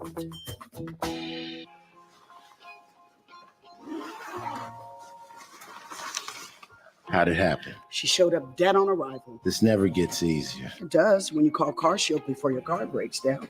Look at these prices. The camshaft, transmission, engine. Don't people know? A plan through CarShield could protect up to 5,000 parts and systems. Yay to see it. An out-of-warranty car is going to break down eventually. Right, which is why they need a plan through CarShield. Those expensive repair bills get paid and at the mechanic of their choice. They're notifying the family. Poor guy. He doesn't even know what's coming. Another victim of senselessly expensive repair bills. Can't save them all. But we can keep trying. Didn't have to end this way. If he'd have just called CarShield before his car broke down. Exactly. Protect yourself from the unprecedented rise in cost for parts and repairs. Call now to save money with your price lock guarantee. Call CarShield now. Call 800-958-5733. Laura Coates Live, tonight at 11 Eastern on CNN. An unprecedented ruling is sparking worries about the future of in vitro fertilization treatment. The Alabama Supreme Court ruled that frozen embryos are children, thus protected under Alabama's Wrongful Death of a Minor Act. No other state has ruled this way, but it puts the future of IVF in jeopardy. There's a lot to unpack here. CNN's Diane Gallagher joins us to break it all down. Diane. You know, Dana, that uncertainty, I've been fielding messages from frightened and worried women and families who are undergoing IVF or have undergone IVF, both in Alabama and across the nation today after this seismic ruling from the high court in Alabama. For those families who are trying to grow their families through IVF technology there. Now, again, there was a lot of uncertainty about what this means, but the state Supreme Court ruled that frozen embryos created using in vitro fertilization or IVF are people, and therefore they would be protected under Alabama's Wrongful Death of a Minor Act. They overturned a lower court ruling in a case that involves couples whose lawsuit says that a patient somehow got into their cryopreservation freezer and dropped their embryos on the ground, thus destroying them. The high court held that the person who dropped those embryos could be held liable in a wrongful death lawsuit. Now, the Chief Justice, in a concurring majority opinion, quoted the Bible and said these 3 to 5 day old frozen embryos are the same as any child, quote, carving out an exception for the people in this case, small as they were, would be unacceptable to the people of this state who have required us to treat every human being in accordance with the fear of a holy God who made them in his image. Now, it was an 8-1 ruling. The lone dissenting justice noted, quote, no court anywhere in the country has reached the conclusion the main opinion reaches, and the main opinion's holding almost certainly ends the creation of frozen embryos through in vitro fertilization in Alabama. So why does he come to that conclusion? Well, look, fertility advocacy groups point out that IVF is already an expensive procedure. At best, this would make an already nearly cost prohibitive procedure more expensive. But at worst, Dana, it undercuts often the root goal of IVF, which is to get as many embryos as possible to give these families a better chance at live births. The Alabama Medical Association argued that this could potentially result in the closure of all 5 fertility clinics in the state of Alabama. Incredibly consequential ruling there in Alabama, and complicated, of course. Thank you so much for that reporting, Diane. My next guest has quite the resume. NBA champion, senator, presidential candidate, prolific author, and now filmmaker. Bill Bradley will be my guest after the break. To be a headliner in Las Vegas, that's what I want to do. It's unlike anywhere else in the world. Vegas, the story of Sin City. Sunday at 10 on CNN. Okay, everyone. Our mission is to provide complete balanced nutrition for strength and energy. Ensure with 27 vitamins and minerals, nutrients for immune health, and Ensure Complete with 30 grams of protein. The first time you made a sale online with GoDaddy was also the first time you heard of a town named Dinosaur, Colorado. I just got an order from Dinosaur, Colorado. Start an easy-to-build, powerful website for free with a partner that always puts you first. Start for free at GoDaddy.com. Hi, we've both got a big birthday coming up, so we have a lot of questions about Medicare plans. We've got a lot of answers. How can I help? Well, for starters, do you include hearing benefits? How about a plan with dental, vision, and hearing benefits? I sure like the sound of that. Then how does a $0 monthly plan premium sound? If you're new to Medicare, call 1-888-65-ETNA. We'll walk you through all your coverage and benefit options to help find the right plan for you. We have a garage door that doesn't lift. So I went on Angie. It took me just a handful of minutes. So vendors who were knowledgeable, they did higher quality work. They wanted us to be happy with the work done as well. It is a beautiful garage, I will say. Get started today at Angie.com. Hey, I'm Brian Gary, and today we're talking about the biggest misconception there is about replacement windows. I'm here with Ted Coons, the project manager for Renewal by Anderson, to talk about it. Yeah, one of the big things we hear from homeowners is, I shouldn't need to replace my windows. They're just not that old. But here's the thing. Home builders put in high-end kitchens and bathrooms, and low-end windows just aren't that good. So even if your windows are only 7 to 10 years old, they may still need to be replaced. Ted, there's so many window companies out there. What's different about your company? Well, besides being the full-service replacement window division of Anderson, we're the company people tend to call when they're particular about their home. They don't want just any old window or any old installer. So your standards for installers are pretty high, right? Yeah, Brian, you can have the best window or door in the world, and if it's not installed correctly, it's going to fail. So we don't hire these jack-of-all-trades installers that do gutters and siding on the side. Our window installation teams do our windows year in, year out, and have done thousands of them. Anytime a homeowner has to deal with multiple home improvement companies, they get stuck in the blame game. Yeah, with other companies, if there's an issue, the manufacturer blames the installer blames the manufacturer. With us, there's no finger pointing or blaming each other. We're both the installer and the manufacturer. Ted, is it easy for a homeowner to get a price? Very easy. We'll come out to your house, we'll assess your current patio door or windows, and then we'll give you an exact price that's good for an entire year. Ted, that's great information. Thank you. This month only, save 20% on windows, save 20% on patio doors, and save 20% on entry doors. Plus, take $150 off your entire purchase with zero money down, zero monthly payments, and zero interest for 1 year. This offer ends February 29th. For a free appointment with Renewal by Anderson, call 1-800-501-1400. That's 1-800-501-1400. It's time to feed the dogs real food, not highly processed pellets. The farmer's dog is fresh food made with whole meat and veggies. It's not dry food. It's not wet food. It's just real food. It's an idea whose time has come. Now, ADT professionally installs Google Nest products. Cool. You're all set. So your home is safe and smart. We're gonna miss you. You can check in on your home. Our miss system, we should go. Manage your system from virtually anywhere. And get intelligent alerts like when a package has arrived.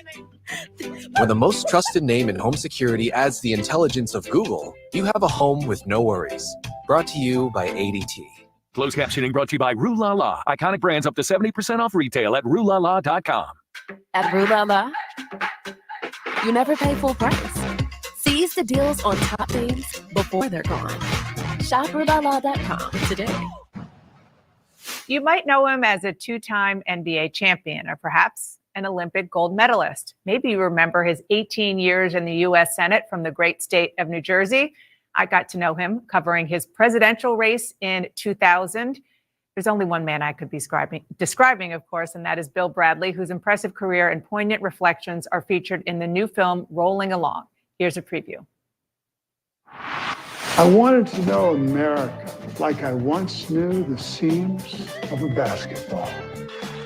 I challenged Al Gore for the Democratic nomination. I know it would be tough, but as the button in our campaign said, Bradley, he's hit the long shots before.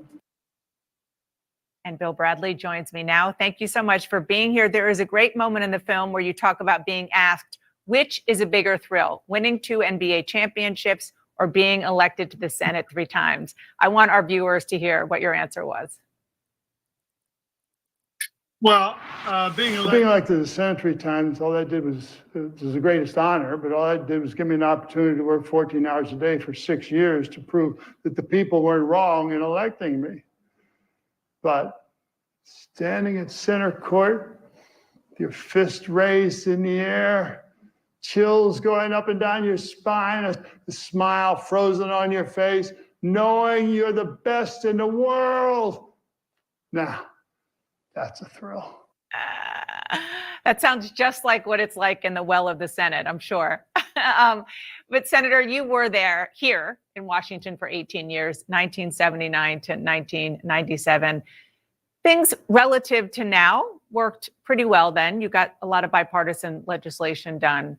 Is it possible to get back to that? Well, I think that the first 2 years of the Biden administration shows that it is possible to do that. There was bipartisan cooperation on any number of bills, infrastructure being the best example of that. So yes, I do think it's possible to get to a time where people relate to each other on the level of their common humanity as opposed to the brittleness of party designation.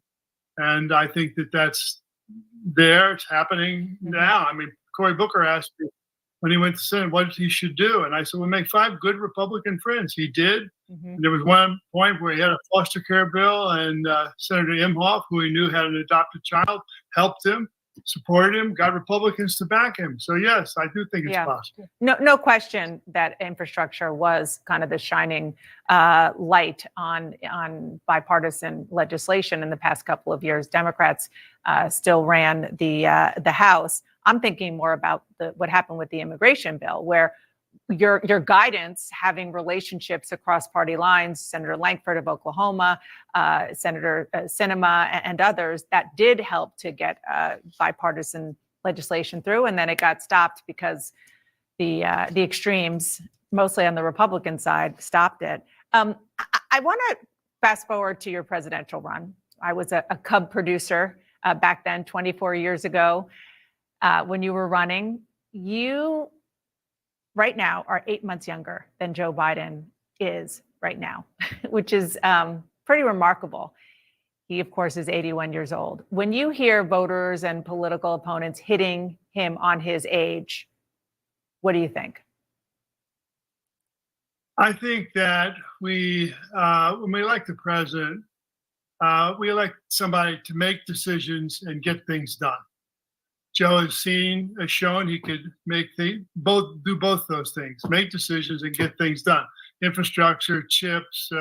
Next year, seniors won't have to pay more than $2,000 for their medical, for drugs because of what he's done. So that's what we have to look at. We have to look at how someone has performed and what they want to do in the future. And the age thing is an issue to the extent that he feels it, that he doesn't feel it. And I believe that we can, I believe the people will see that there's a significant choice here.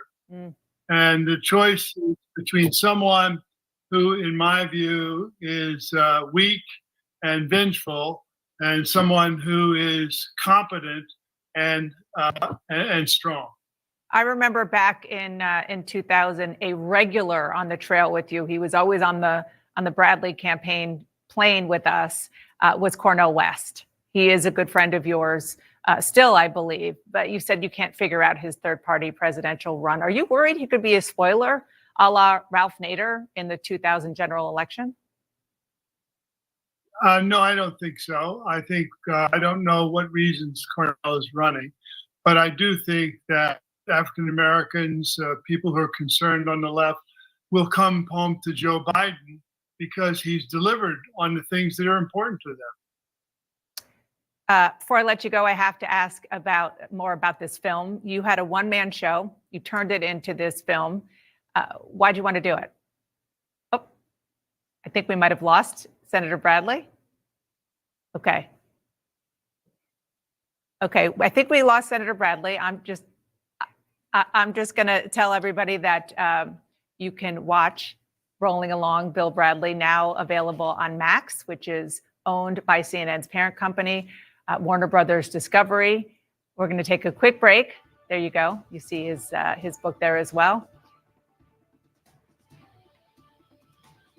Thank you so much for joining Inside Politics. Sorry about that to the senator. We'll get him back on soon. CNN News Central starts after the break.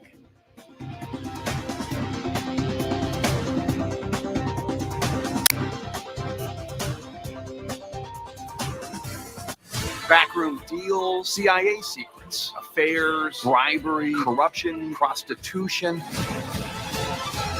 There's so much more to the story. United States of Scandal with Jake Tapper, Sunday at 9 on CNN.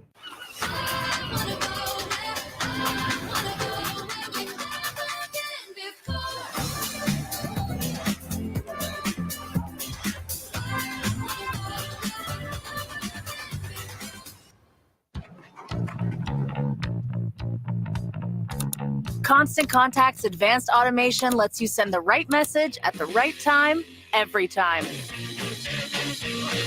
Constant Contact, helping the small stand tall. Upon his first day of retirement, Marcus Rogers made a contract with himself. I will never again work for another man or woman.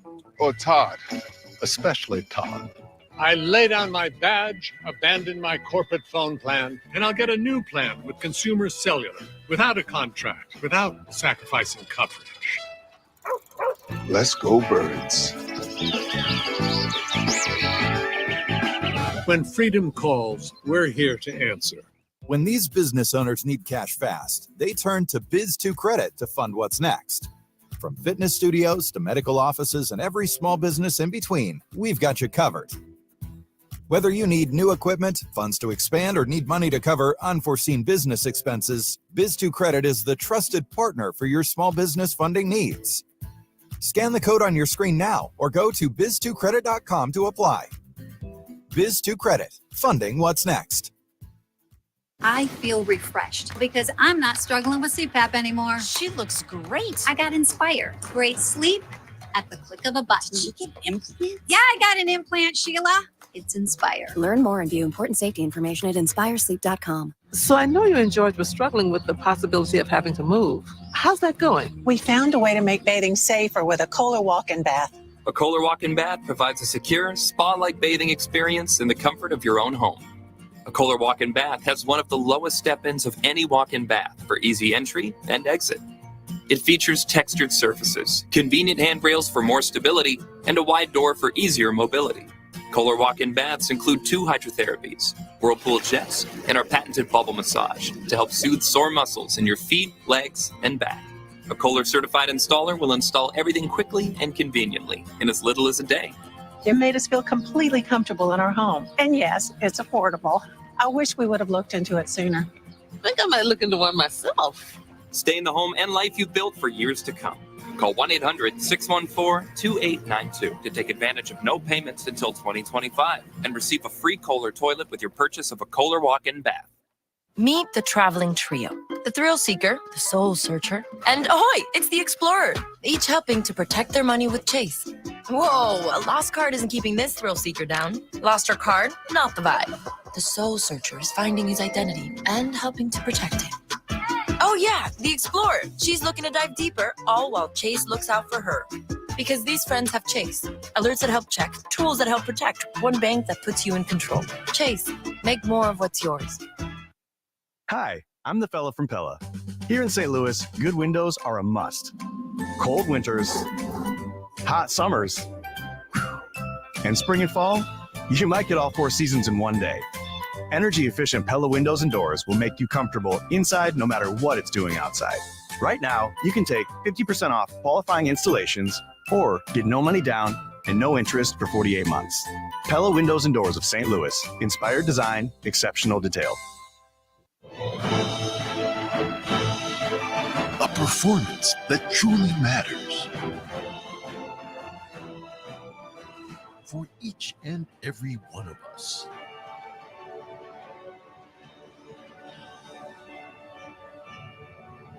This is what you've been waiting for. Shen Yun. Coming to Stifel Theater, March 2nd and 3rd. Buy tickets now at shenyun.com. Tel Aviv, and this is CNN.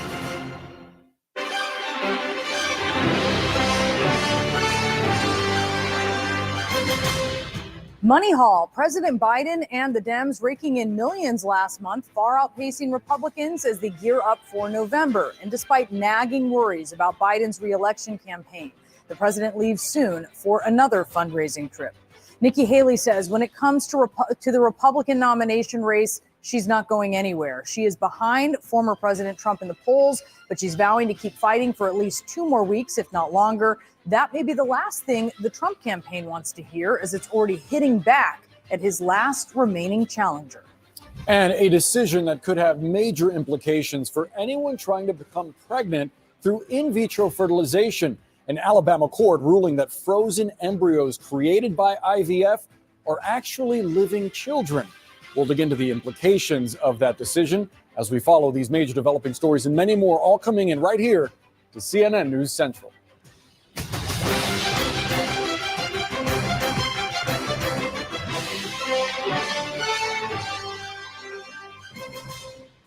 Presidential campaigns are all about the money and the message. And today, President Biden is ramping up both. He's heading on a 3-day fundraising blitz in California that will add to his already historic amount of cash reserves. And it comes as CNN learns he personally directed his staff to step up their efforts to call out former President Donald Trump.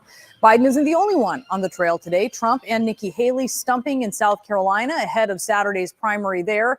Haley is behind by double digits in polls in her home state. She says, though, she's not going anywhere as the Trump campaign says she's out of gas. We have reporters on the ground covering all of this. We have MJ Lee at the White House. Kylie Atwood is on the trail with the Haley campaign, and Kristen Holmes is in Washington.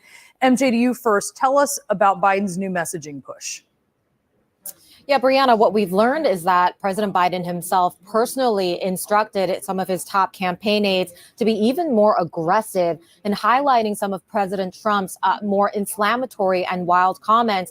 We are told that the thrust of the president's direction was to significantly ramp up the campaign's efforts to highlight the crazy shit that Trump says in public. You know, we've been seeing, of course, for a while, the Biden campaign trying to highlight what they see as the black and white contrast between President Biden and former President Trump on everything, including their temperament, their worldviews, their policies. And as the Biden campaign is making this pivot to a general election, this reporting seems to show that President Biden himself believes that it is incredibly important to make sure that they are really leaning into painting the former president as being unhinged and unfit for office. Now, when we reached out to the Biden campaign for comment for this story, the Biden campaign's rapid response director said in part that Donald Trump is the polar opposite of everything that President Biden stands for, and that this stark contrast is one that they're going to continue to highlight. One thing that I do think it's worth pointing out that the Biden campaign has been concerned about for a while is this idea that so many voters seem to have sort of forgotten about the first 4 years of the Trump presidency and what they see as having been sort of these unacceptable and outrageous moments from those first 4 years. And so clearly part of the strategy going forward is going to be more aggressively trying to remind voters of what they see as having been unacceptable. And on the money side here, MJ, take us through this latest haul. Yeah, the campaign just announced this morning that President Biden raised $42 million, both for the campaign and the Democratic Party in the month of January. And they ended that month with $130 million of cash on hand. And this is the largest figure for a Democratic presidential candidate at this point in the presidential campaign. Money, of course, translates into having the freedom and the resources to run the kind of campaign that a campaign wants to run. So this is certainly good news for the Biden campaign and is in contrast from the amount of money that we've seen raised by Trump and the RNC. And all of this, of course, comes at a tenuous moment for the Biden campaign as they're facing a lot of concerns and questions, including on his age. Brianna. All right, MJ Lee, thank you for that report live for us from the White House. Boris? Let's get you to South Carolina now, because Kylie Atwood was there for Haley's State of the Race speech last hour. Kylie, Haley here vowing she's not going to get out of this race anytime soon.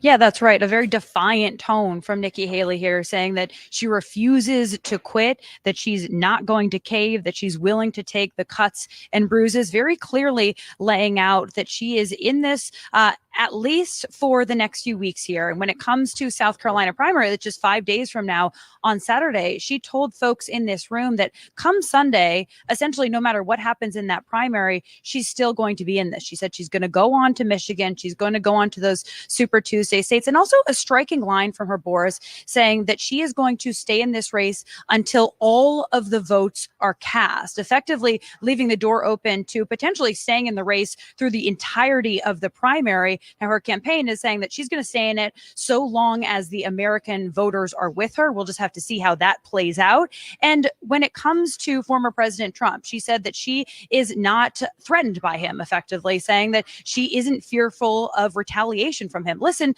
to what she said on that. I feel no need to kiss the ring.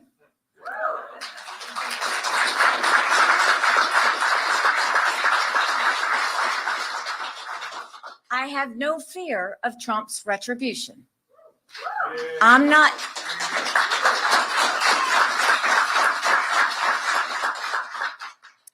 looking for anything from him. My own political future is of zero concern. Now, the Trump campaign, for their part, trying to undercut Nikki Haley's message earlier today, putting out a memo saying that her campaign is broken down, and also revealing how they see the state of the race in the next month or so, with the expectation that former President Trump will get enough delegates either on March 12th or March 19th to actually clinch the Republican nomination. Now, Nikki Haley, for her part, did not get into any delegate math here in South Carolina today, but of course, it is an incredibly steep hill if she's going to turn around the momentum that is certainly on former President Trump's side heading into the South Carolina primary.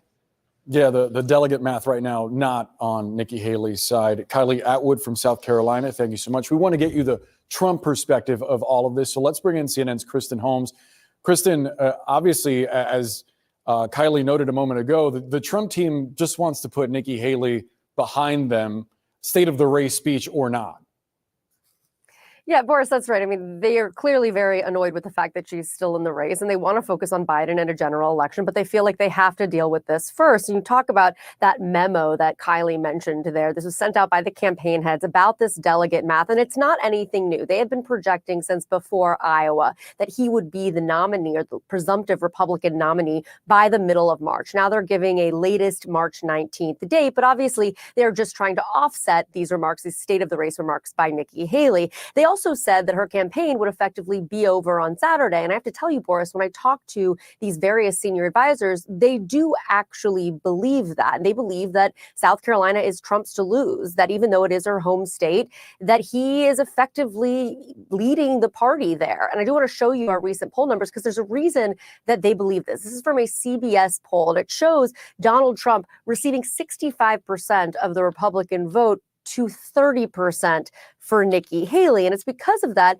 you've really seen a lot less extensive campaigning in South Carolina than we saw in Iowa or New Hampshire. Donald Trump has only been on the ground once since the New Hampshire primary. In addition to that, he has a town hall tonight and a couple of other events on Friday and Saturday, but still not that pounding the pavement. We also know they've spent barely any money, no expensive ad buys on any kind of television advertisements. The super PAC hasn't spent a dime in the state of South Carolina. So again, just giving you an indication of how confident they feel that he will come out on top and that those poll numbers are right. But as you said, they are clearly still trying to push Nikki Haley out of the race. So far, doesn't seem like she's going anywhere. Kristen Holmes, thank you so much for that. Just 4 days to go before the South Carolina primary. It is so soon. Let's discuss this now with former Republican Congressman Fred Upton, who informally advised the No Labels political group, and also with us, former press secretary to First Lady Jill Biden and special assistant to the president, Michael LaRosa.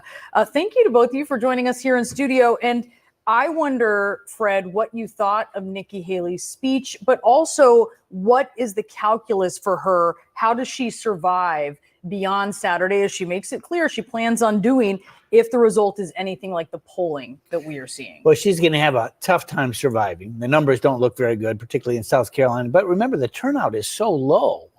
But her best line for sure was, some people think that I was in this thing to run for to be on the vice presidential slate. Clearly, that's not the case. And she laughed about it herself. I mean, that's, she's done in terms of the Trump campaign. That's for sure. So maybe you wake up in 28. She's got a really tough road in South Carolina. She's coming to Michigan next week. She's trailing there as well. So she's not going to be able to close the gap, but she's got money. And I think maybe she's hoping for a miracle that, Trump gets, goes away somehow. To that point, Michael, about the fact that she has money, this speech was just as much for the voters as it was for the folks that are backing her financially, right? Yeah. And 4 years ago, it's hard for me to tell her she should get out when 4 years ago, Joe Biden we had no money. We had lost 3 contests before we went into South Carolina. A lot of people not in the media, but the opinion world were telling Joe Biden he should probably get out or writing his political, obituary. But we hung on to South Carolina. I'm not saying that's going to happen for Nikki Haley, but in time does run out where you have to start winning, put numbers on the board, right? And Jim Clyburn. Nobody there are unforeseen events that can change campaigns, but that just shows you that campaigns are really, they're not static. They change, and events can change things. People can change things. When you look at Biden here in this record fundraising haul, Michael, that we're seeing, I mean, it's huge, but how big of a deal is it these days, and in the context of this likely Trump versus Biden race? So I think it shows that there's confidence in the president from Democratic voters at the grassroots level, at the donor level. But you're right, it doesn't really matter. I think Trump Hillary, I think, outraised Donald Trump almost 2-1. I think we outraised Trump the last time. I could be wrong. I have to go check that. But money matters very little. And I would also say the Biden campaign needs it. Former President Trump gets an inordinate amount of free media every day. He is probably in the news, or whether it's good or bad, he's in the news, in people's faces more than President Biden, by the nature of the fact that he has a lot of extraneous things going on in his life other than a campaign. He's also having to spend quite a bit of money on legal issues. I just want to point out for folks watching at home, the congressman asked me to call him Fred, so not disrespecting him by calling him Fred. We've been instructed. Fred, for Donald Trump, isn't it an advantage that the Biden team gets to spend all of their funds on just advertising and getting the message out? And Trump, not only is he focusing so much of his time on the courtroom and trying to spread his message there, but also financially, doesn't that tax him long term? But it's actually helped him with the base because he's tried to make himself look like the victim. And he is done, as Michael said, he is dominating the news. I mean, we know whether he's showing up in the courtroom. I get 10 or 20 different emails from him every day. He's already wrote the obituary for Nikki, for Saturday. I mean, he's all over the place, and he did that in 2016. I mean, he was on Imus every day. I mean, he was like, the press loved him, and someone like Jeb Bush and others who was in the race back then, they could get nowhere, even though they raised more money than he did at the time. He got all the earned media and pushed everyone aside. And the same thing sort of happened this time. Let me play a little devil's advocate on the Biden money. You said it is confidence. Is it also a little bit perhaps anxiety? We know there's a lot of anxiety among Democrats. This was actually campaign co-chair Mitch Landrieu this morning talking about it. Let's listen. I understand that the concern about the polls. You see this actually for both candidates, but essentially as this campaign heats up, you're going to have to make a choice between two very, very different people. We're in February. The election's in November. To expect everything to be the way it is on November 7th is unrealistic, and the bedwetting just gets exhausting. What does it take to quiet the concerns? So, huge fan of the mayor. And but what I would say is, voting starts technically in almost, I think, eight months. Early voting starts at the beginning of October, the end of September in some of these states. So the window to change perceptions is closing rather quickly. And what the president needs to do is just go out there and mix it up with reporters, engage with the media more. The reason why Donald Trump gets the benefit of the doubt when it comes to their age, when they're not that far apart in age, is because Donald Trump is out there showing and telling every day that he is capable. And President Biden is more than capable. But people have to, not the press, because the press could care less if Joe Biden wins or loses. Let's be clear. Voters need to see Joe Biden out there fighting against the misperceptions about his ability to serve. They need to see it to restore confidence, but also to get excited. Fred, what do you make of that strategy that we've heard a lot of strategists on the Democratic side calling for, to get Biden out there more, to dispel this notion that he's disconnected? Well, it's true that, the more he's on, the more he has some of these, problems. And it just reinforces the impression that's already there. The way that he walks, mixing up Egypt and Mexico with the leaders. Just a whole variety of things. And it's one of the reasons why you look at the polls, and Nikki has now said this, Nikki Haley has said this a number of times over the last couple of weeks, 70% of the American public really doesn't want a rematch between these two. There's a lot of reasons on both sides. Their voting tells us differently, I will say. Well, but I would also just, sorry to interrupt, Congressman, but I would just say the more that he is out there doing interviews, big interviews, small interviews, mixing up with the press, the less those very common human mistakes will matter. And that's why I think Trump gets the benefit of the doubt, because he is out there every day and he makes a lot of mistakes. He couldn't even pick out his ex-wife when a picture was put to his face. But he's out there all the time, and that gives his own voters confidence and restores doubt. And the he people mistook his E. Jean Carroll for his ex-wife. Sorry. See, everybody makes these mistakes every now and then. Sorry, Amy, but they are I know my mistakes. wife. And she's watching. The more the president, and he's going to make mistakes, but the more he's out there engaging the media, engaging the public, the less those mistakes matter. You got to remember too, for the Trump folk, it's usually the Trump voters, the supporters that are watching him. Folks that are not, they're turned into a different channel. Yeah. So he's reinforcing his own base, particularly as a victim. Fred and Michael, great conversation. Thank you so much as we gear up to South Carolina. And ahead, forced to fight against U.S. weapons technology, an examination of a Russian missile fired in Ukraine shows it was actually made with mostly American parts. We'll have details ahead. Plus, new CNN reporting about Fulton County prosecutor Fani Willis, a winery host in Napa, appearing to back up part of her testimony. And a decision by Alabama's Supreme Court could have huge implications for anyone there considering becoming pregnant by in vitro fertilization, or even anyone who has embryos in storage there who has used in vitro fertilization in Alabama. We have these stories and more ahead this hour on CNN News Central. Vegas, the story of Sin City. Sunday at 10 on CNN. The right age for Neutrogena retinol? That's whenever you want it to be. It has derm-proven retinol that targets vital cell turnover, even skin tone, and smooths fine lines with visible results in just 1 week. Neutrogena retinol. Meet the Jennifers. Gen X, Gen Y, and Gen Z. Each planning their future through the Chase mobile app. Gen X is planning a summer in Portugal with some help from JP Morgan Wealth Plan. Let's go, Whiskers. Gen Y is working with a banker to budget for her birthday. You only turned 30 once. And Gen Z, her credit's golden. Hello, new apartment. 3 gens getting ahead with Chase. Solutions that grow with you. One bank for now, for later, for life.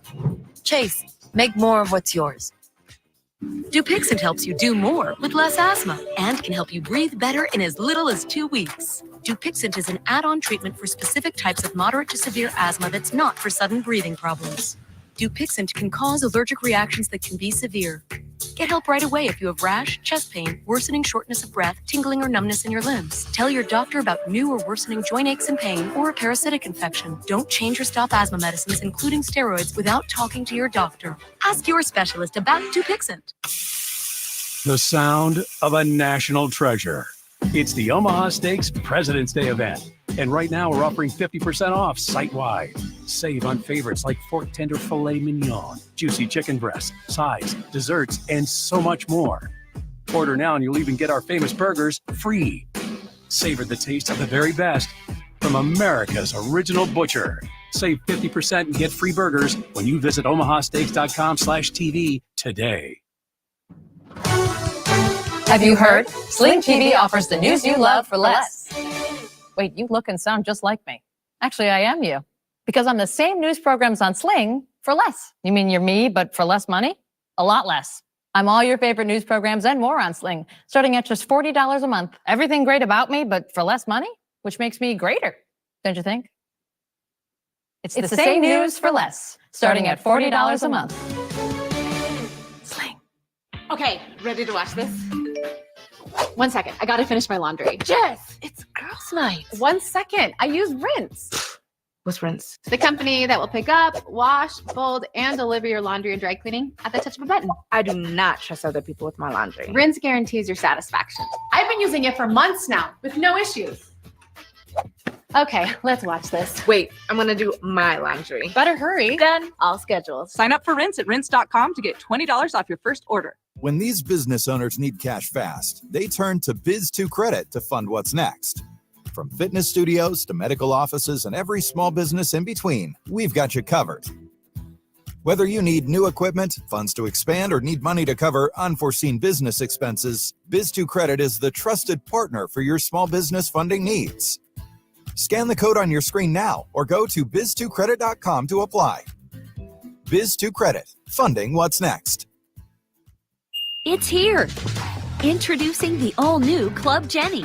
Everything you need to support weight loss, wellness, and healthy living in one place, on demand and on your schedule. Get access to delicious meal choices, prepared and ready in minutes. One-on-one coaching and personalized meal plans. Easy, convenient, everything on demand. Whatever your goal, you're in control.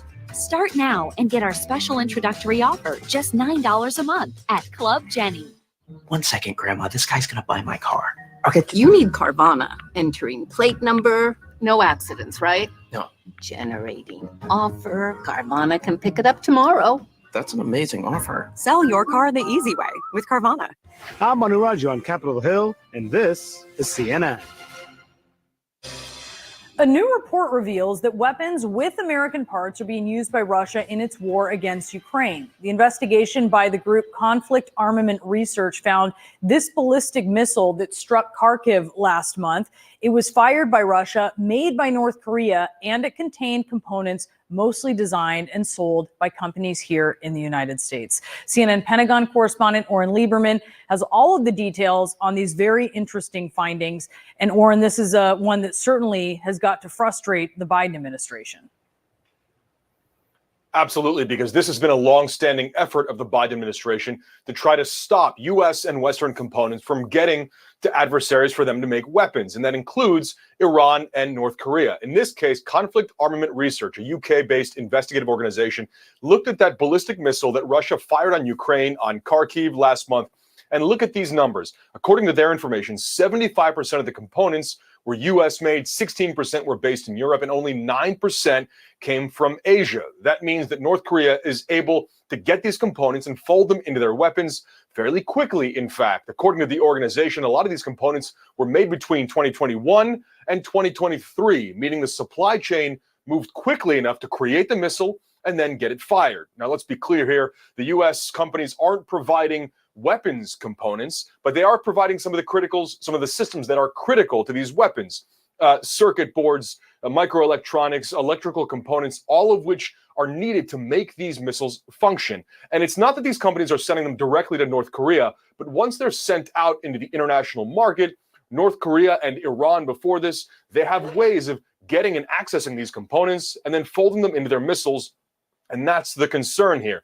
This same organization, Conflict Armament Research, previously looked at an Iranian drone that had been fired by Russia in Ukraine and found that more than 80% of the components were US components that they had gotten their hands on and then folded into their weaponry. So it's a major concern, one, Brianna, that is very difficult for the US to stop because of how complicated and how much there is essentially to the international market that allows these to go from US companies who unwittingly sell their products, and then they find their way to North Korea, who's able to fold this into deadly weapons used against Ukraine. All right, Oren Lieberman, thank you for those details. Boris? Let's discuss this issue further with CNN military analyst, retired Air Force Colonel Cedric Leighton. Colonel Leighton, thanks so much for sharing part of your afternoon with us. Oren sort of alluded to it, but I'm curious to get your perspective on how these U.S.-made components, these parts, wind up in enemy hands.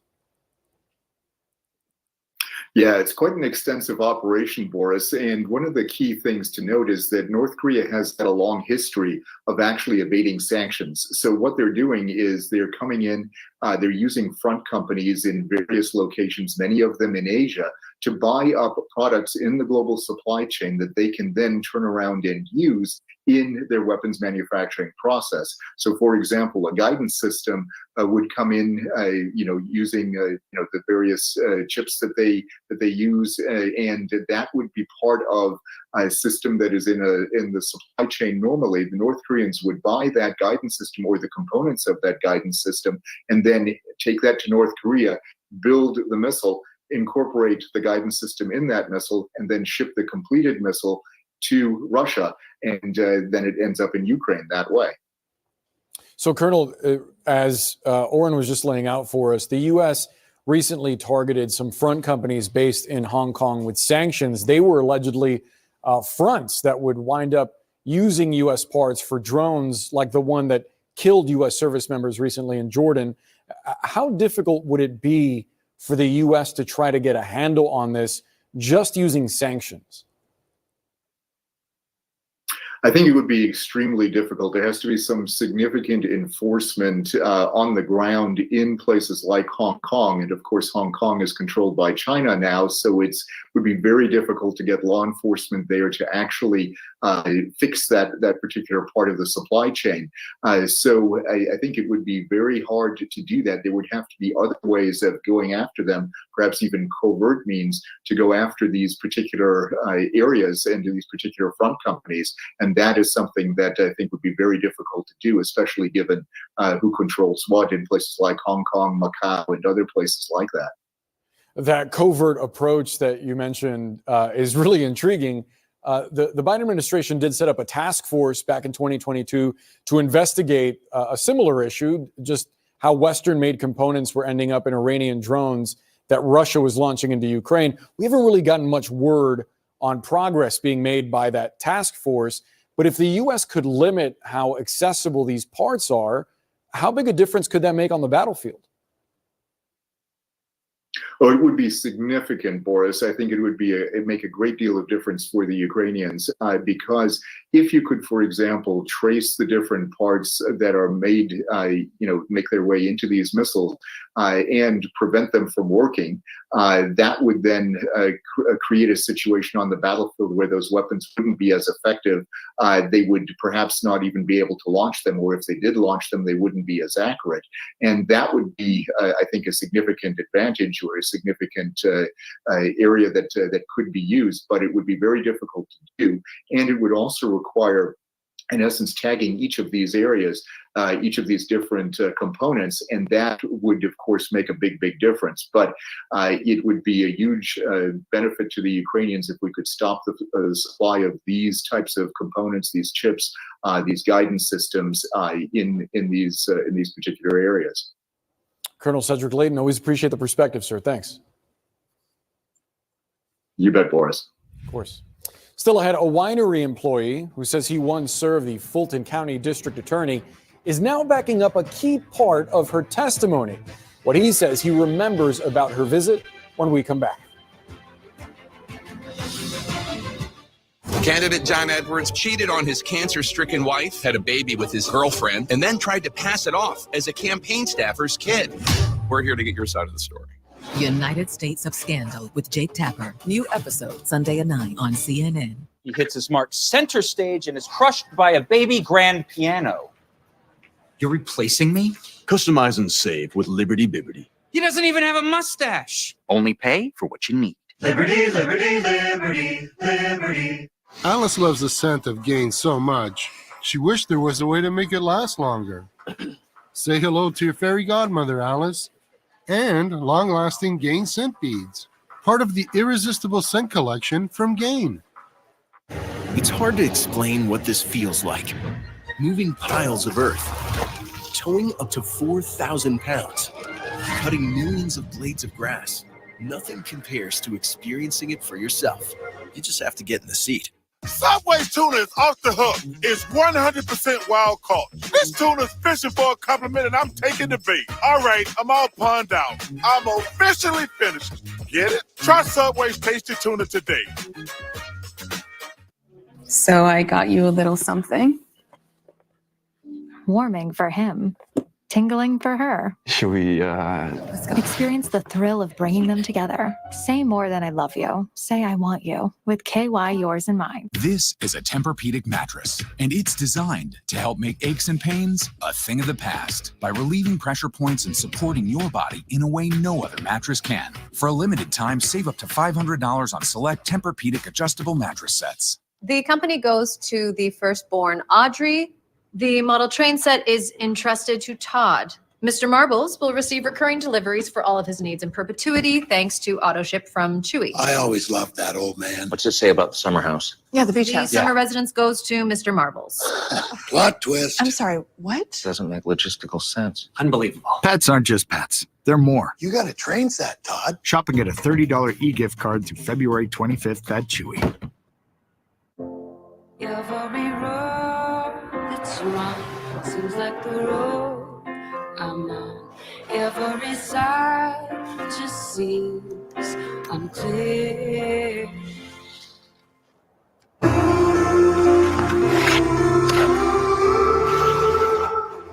And I wish I was here.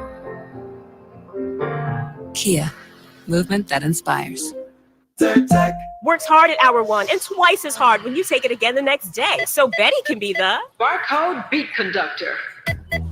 Let's be more than our allergies. And for fast allergy relief with a powerful decongestant, try Zyrtec D.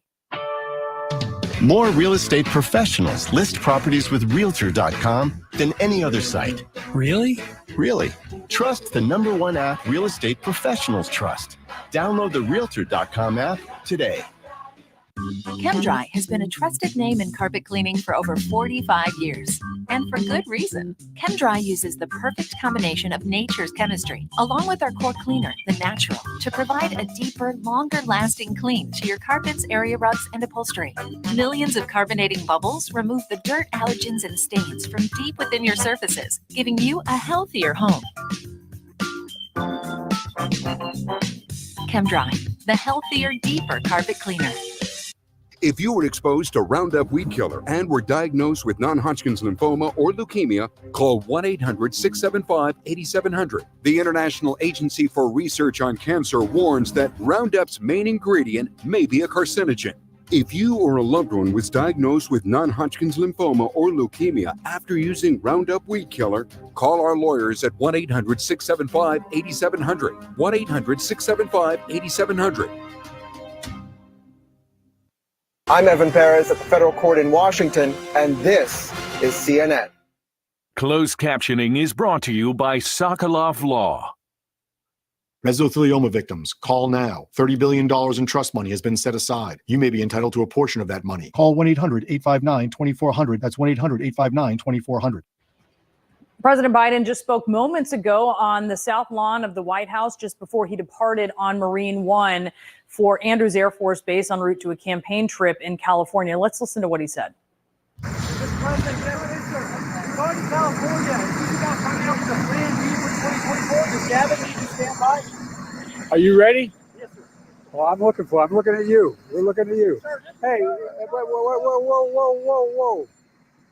What I came to tell you was, I told you we'd be announcing sanctions on Russia. We'll have a major package announced on Friday. I'll be happy to sit with you all doing that, okay?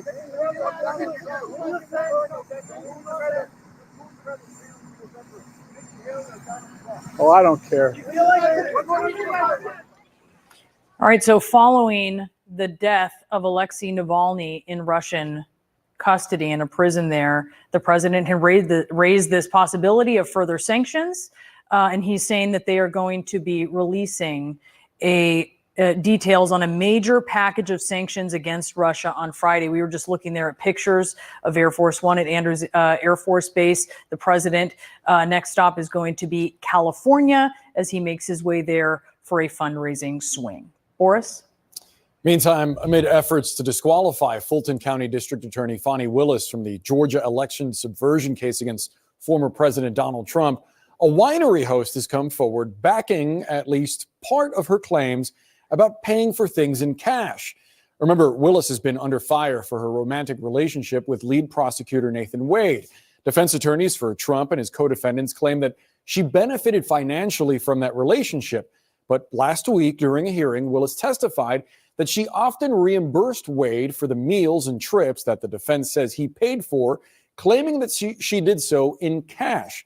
CNN's Zach Cohen joins us now. Zach, first of all, how did you get in touch with the winery guy, and what did he tell you? So Boris, Stan, his name is Stan Brody, reached out to CNN after watching the hearing, which was obviously broadcast live on, live stream in Atlanta, Georgia. And he reached out because when the testimony turned to Fani Willis's habit of using cash and habit of using and storing a lot of cash in her house, it rang a bell in his mind, is what he told me. He said that he realized that, he had a personal experience with Fani Willis and with Nathan Wade that was potentially relevant to what Fani Willis was saying in that hearing room. And that happened in 2023, according to Brody. He said that Fani Willis and Nathan Wade came to visit a winery in Napa Valley, and that at the end of the day, when the bill was delivered, Fani Willis not only picked up the check, but paid in cash. And so the bill was about $400, which is a pretty sizable amount to pay in cash, which is what surprised Brody at the time. And it's what reminded him to reach out and want to put this information out there too, because he thinks it's important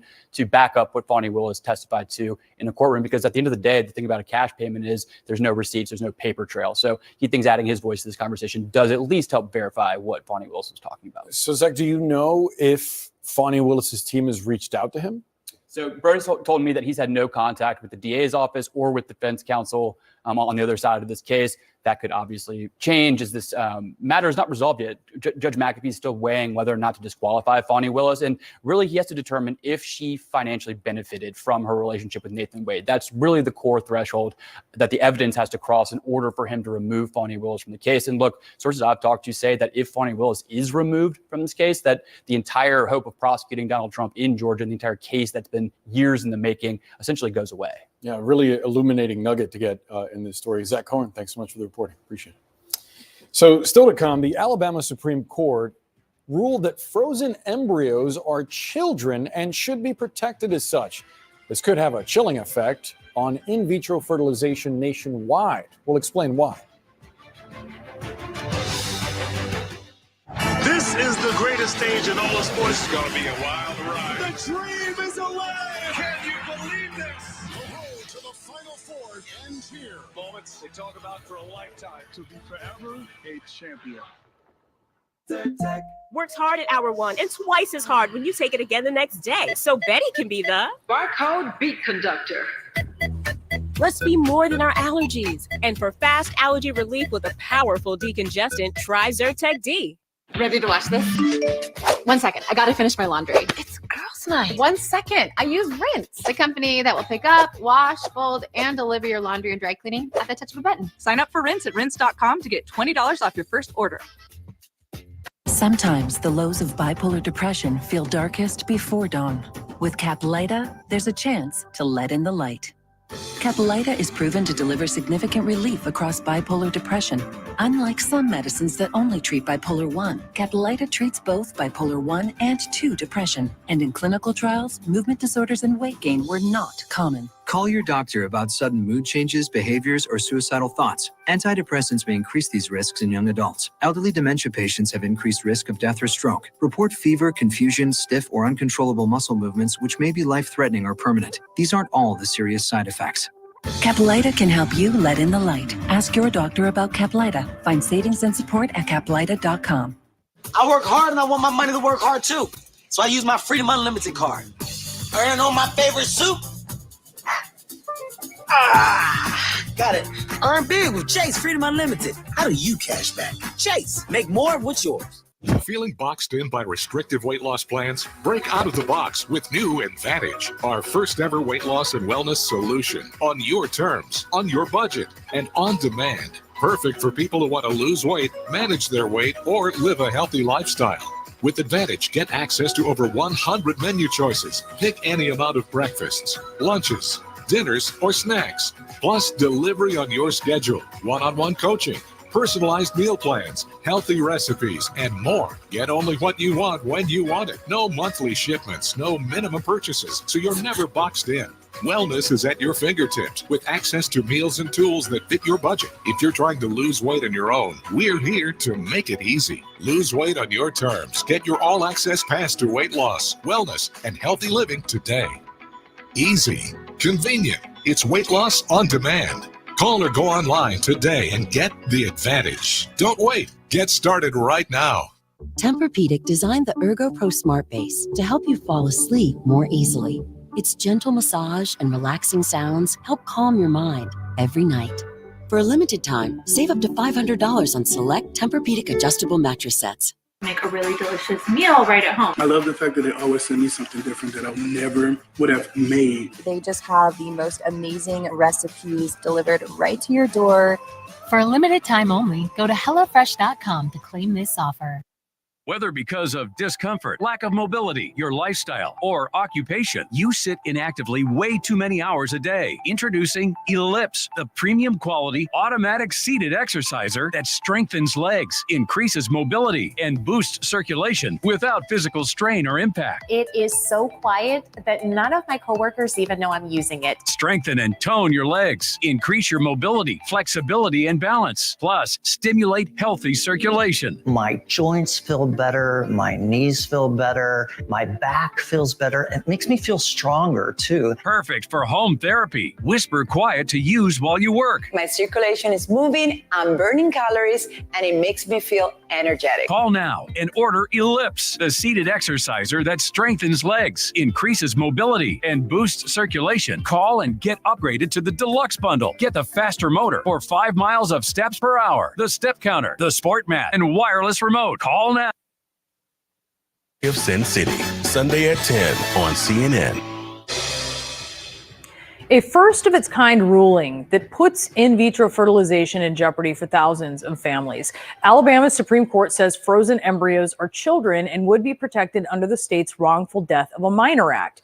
This is a case that stems from 2 lawsuits filed by couples after their frozen embryos were accidentally dropped and destroyed. A lower court had dismissed the lawsuit, saying that embryos do not fit definitions of person or child, but the Alabama Supreme Court overruled that. Associate Justice Jay Mitchell, writing in the majority opinion that state law, quote, applies to all children born and unborn, without limitation. It is not the role of this court to craft a new limitation based on our own view of what is or is not wise public policy.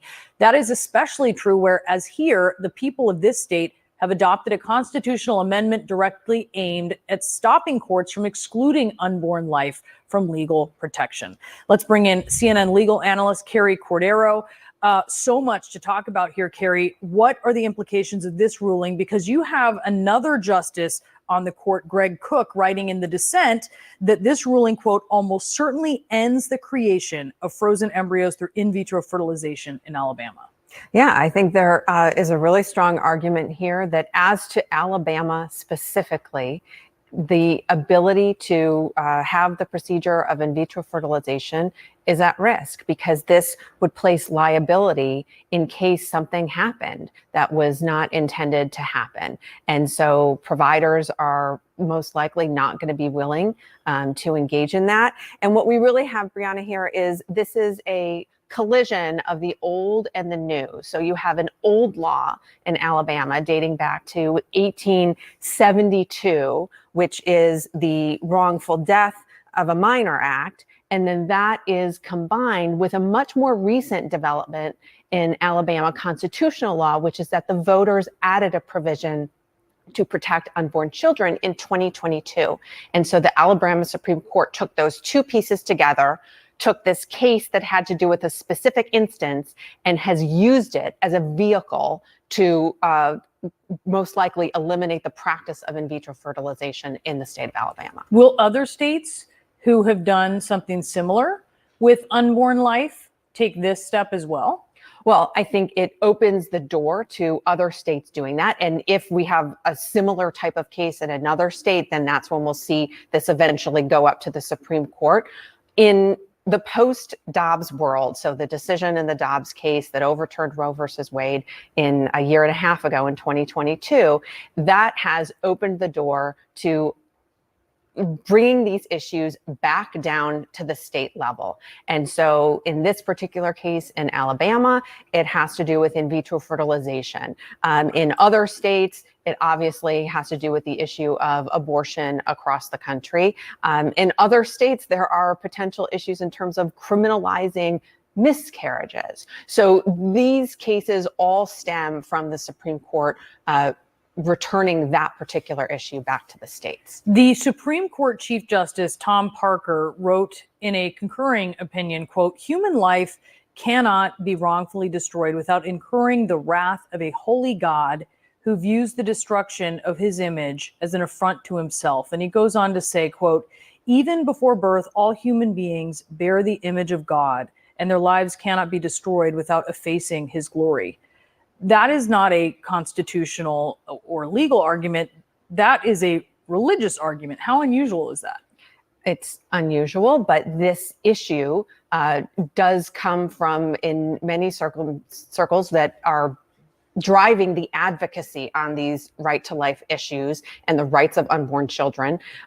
They are based in religion. And so normally we would not see a court case that is invoking God and invoking religion as the basis for its legal opinion, but that's the circumstance in this particular case. And that underlies much of the advocacy that in many ways, Brianna, in my judgment, is reducing women's rights in terms of reproductive freedom, reducing their rights in terms of decisions to make in terms of their own health decisions, and really taking the rights of women backwards, perhaps decades, if not centuries. And just real quickly, there are a lot of embryos being stored, I would assume, in Alabama that have been created. So what happens now if someone's done, their family's the size they want it to be, they don't want to use those embryos, they don't want to pay the hundreds of dollars a year to store them. Now where's the liability on getting rid of those embryos? Well, we'll have to see how this is actually implemented, but I mean, it underlies the point that these decisions that are being made by Supreme Courts all over the country are not decisions that are being made in the abstract. These have practical implications, and just like in other states where clinics have had to decide to stop engaging in the provision of abortions, for example. In Alabama, these clinics will have to decide what they are going to do in order to continue or not to provide this service, and also to deal with the actual embryos that they have in their possession. Carrie Cordero, there's so many more questions. We could go through this for hours, but really appreciate your perspective on this. Thank you. Thanks. Boris? Now to some of the other headlines we're watching this hour. Broward County public school officials are confirming at least 5 cases of measles at one South Florida elementary school. The district announced the first case of measles at Manatee Bay Elementary School on Friday. 4 more cases were confirmed over the past 3 days. The CDC says that measles, a potentially deadly virus, is so contagious that 9 out of 10 people who have close contact with an infected person and who aren't vaccinated will get it. 9 out of 10. Excuse me. The school says it's undergone a deep cleaning and replaced the air filters as a precaution. Meantime, Russian authorities have arrested a dual American-Russian citizen on charges of treason. They're accusing an unidentified 33-year-old from Los Angeles of collecting funds for Ukrainian organizations and openly supporting Ukraine. Now, CNN has reached out to the U.S. Embassy in Moscow for comment. We'll let you know when we hear back. And an American man is now reportedly admitting to attacking 2 U.S. tourists and killing one of them near one of Germany's most famous castles in Bavaria. Officials say he pushed the 2 women down a ravine last summer after attacking them on a castle trail. His confession comes on the first day of his trial in Germany. Still to come on News Central, the hackers have been hacked. Authorities just delivered a major blow to one of the world's worst cyber gangs. We have details in just moments. Backroom deals, CIA secrets, affairs, bribery, corruption, prostitution. There's so much more to the story. United States of Scandal with Jake Tapper, Sunday at 9 on CNN. You always got your mind on the green. Not you.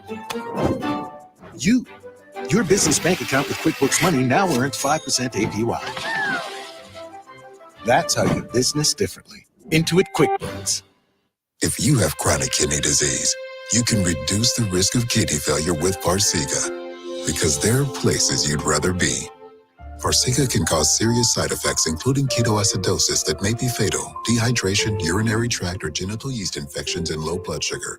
A rare life-threatening bacterial infection in the skin of the perineum could occur. Stop taking Farxiga and call your doctor right away if you have symptoms of this infection, an allergic reaction, or ketoacidosis. Why settle for one guesstimate to see the value of a home when Realtor.com's Real Estimate gives you up to 3 independent valuations? Don't all apps do that? Not really. Trust the #1 app real estate professionals trust. Download the Realtor.com app today. You like that bone? I got a great price on it. Did you see my tail when that Chewy box showed up? Oh, I saw it. Sorry about the vase. Can we just say vase like normal people? Fine. I always wonder what it would be like to have a tail.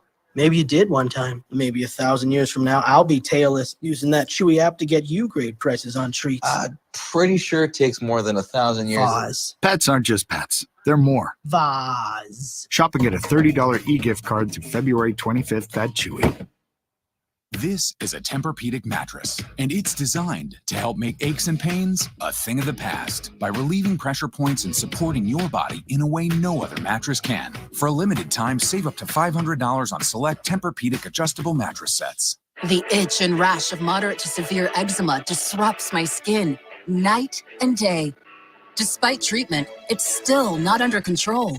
But now I have Rinvoq. Rinvoq is a once-daily pill that reduces the itch and helps clear the rash of eczema fast. Some Rinvoq patients felt significant itch relief as early as 2 days. Some achieved dramatic skin clearance as early as 2 weeks. And many taking Rinvoq saw clear or almost clear skin. Rinvoq can lower your ability to fight infections, including TB. Serious infections and blood clots, some fatal. Cancers, including lymphoma and skin. Heart attack, stroke, and GI tears occurred. People 50 and older with a heart disease risk factor have an increased risk of death.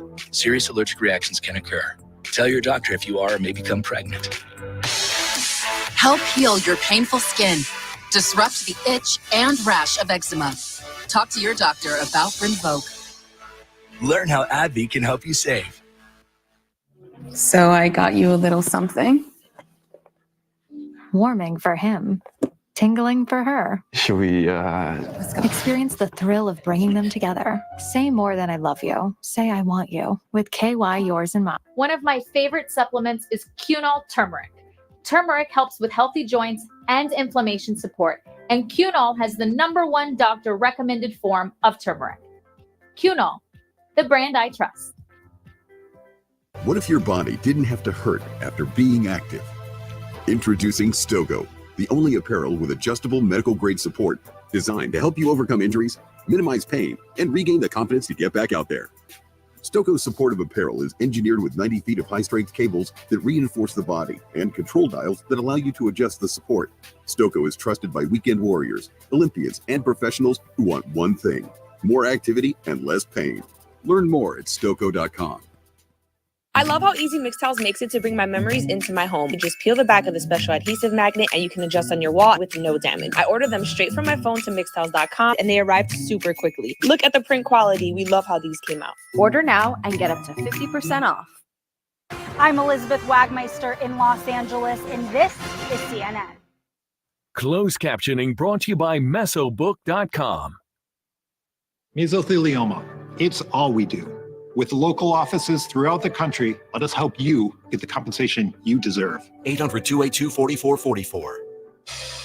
Now to a major international takedown. The FBI and some of its global allies have seized a site on the dark web used by a top hacking group to extort victims. Yeah, this group, which is known as Lockbit, is one of the world's most notorious ransomware gangs, and its reported victims include healthcare providers, local governments, and also China's biggest bank. CNN cybersecurity reporter Sean Lingus is here with more. Sean, how are authorities able to do this? How did they take them down? It's a great question, Brianna. Basically, it seems like they had access for months to the servers that the hacking group was using, and they were quietly collecting intelligence. And then when they realized that they might not get much more out of it, they decided to blow the lid on the operation. So last night, sources tipped me off to the fact that the website had been seized. You go on the dark web, as one does, open it up, and you see that on one of their many victim shaming sites, that these websites that these hackers use to say, we're going to post your data unless you give us $10 million. But instead of the extortion site, what you get is a big logo of the FBI, the UK National Crime Agency, and others saying, hey, we're inside your systems. And it's really a taunting, trash talk from the authorities, for lack of a better phrase. And like I said, it's been going on for months, and now we have the public evidence that the FBI is saying that they are able to unlock victims' systems. If they've been infected, come contact us. We have the decryption key. And they also, the European authorities announced 2 arrests of lower-level members. The main core members are believed to be in Russia, and 2 of those men were indicted today.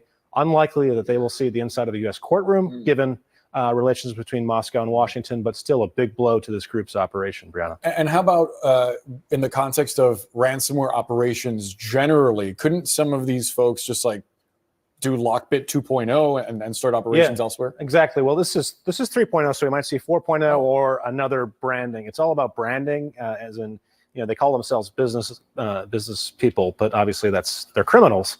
But it still relies on trust and branding, and so all of the hacking groups that were buying services, tools to break into networks from these guys, and they're mostly guys as far as we know, are going to be a little less trustful and say, hey, the feds might be in on your work, so how are we going to do business with you? So they're going to try to rebrand, start a new group, call it something else. It's just going to be something, it's very similar, but it's an ongoing cat and mouse game, Boris. They got us once. That could be maybe their brand. I don't know. Sean's on the dark web, apparently. You aren't? What? FOMO. Okay. Sean, thank you so much for that. Ahead, we have some chilling new details about the person of interest in the case of a missing 11-year-old girl. Vegas, the story of Sin City. Sunday at 10 on CNN. My money should work as hard as I do. That's why I use my Freedom Unlimited card every time I get gas.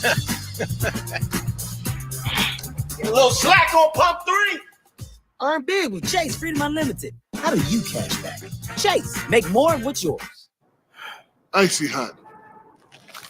Ice works fast. Heat makes it last. Feel the power of contrast therapy. So you can rise from pain. Icy hot. Bye-bye cough. Later chest congestion. Hello, 12 hours of relief. 12 hours? Mucinex DM gives you 12 hours of relief from chest congestion in any cough, day or night. Mucinex DM. It's comeback season. Now try Mucinex InstaSoothe sore throat medicated drops. Meet the traveling trio. The thrill seeker, the soul searcher, and ahoy, it's the explorer. Each helping to protect their money with Chase. Whoa, a lost card isn't keeping this thrill seeker down. Lost her card? Not the vibe. The soul searcher is finding his identity and helping to protect it. Oh yeah, the explorer. She's looking to dive deeper, all while Chase looks out for her. Because these friends have Chase. Alerts that help check, tools that help protect, one bank that puts you in control. Chase, make more of what's yours. Dupixent helps you do more with less asthma and can help you breathe better in as little as 2 weeks. Dupixent is an add-on treatment for specific types of moderate to severe asthma that's not for sudden breathing problems. Dupixent can cause allergic reactions that can be severe. Get help right away if you have rash, chest pain, worsening shortness of breath, tingling or numbness in your limbs. Tell your doctor about new or worsening joint aches and pain or a parasitic infection. Don't change or stop asthma medicines, including steroids, without talking to your doctor. Ask your specialist about Dupixent. Plain chicken. Again? Kiki Palmer? Listen, Suze, HelloFresh makes eating better exciting. Smells good. Because it is good. How long were you in the fridge? A long, long time. Mucinex Night Shift fights your worst nighttime symptoms so you can get to sleep and wake up ready to go. How could you?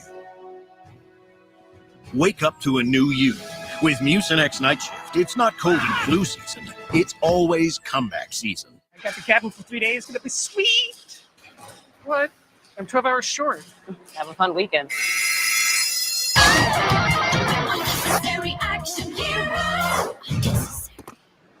Was that necessary? No, neither is a blown weekend.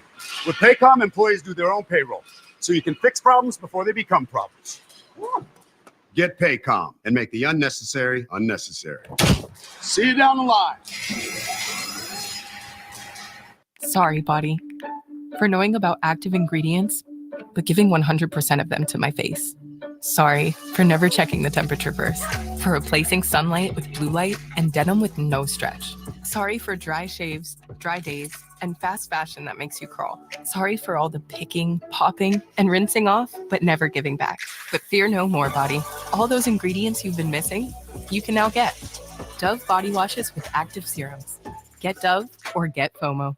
We handcraft every Stearns & Foster using the finest materials like indulgent memory foam and ultra-conforming inner springs for a beautiful mattress and indescribable comfort. Save up to $800 on select adjustable mattress sets at stearnsandfoster.com. So I got you a little something. Warming for him. Tingling for her. Should we, Experience the thrill of bringing them together. Say more than I love you. Say I want you. With KY Yours and Mine. What you doing? Just buying a car on Carvana.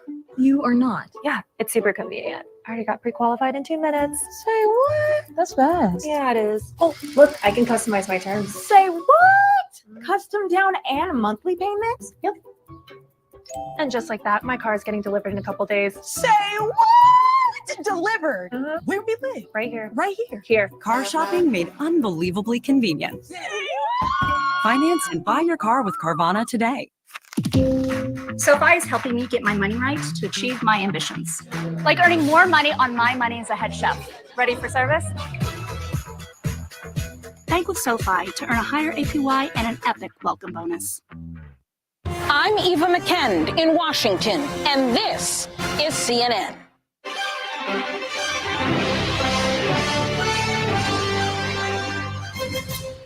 An emotional plea. Alexei Navalny's mother now calling on Russian President Vladimir Putin to release her son's body. This, as his younger brother has been added to that country's wanted list. We'll explain why. Meantime, all of this is happening as the presidential campaigns ramp up. We have more on President Biden's new message as he is hitting the trail and what we can expect to hear from his likely Republican rival as Donald Trump prepares for the South Carolina primary just days away. And an urgent search for an 11-year-old girl in Texas, the person that police are now focusing on in the disappearance of Audrey Cunningham. We are following these major developing stories and many more, all coming in right here to CNN News Central.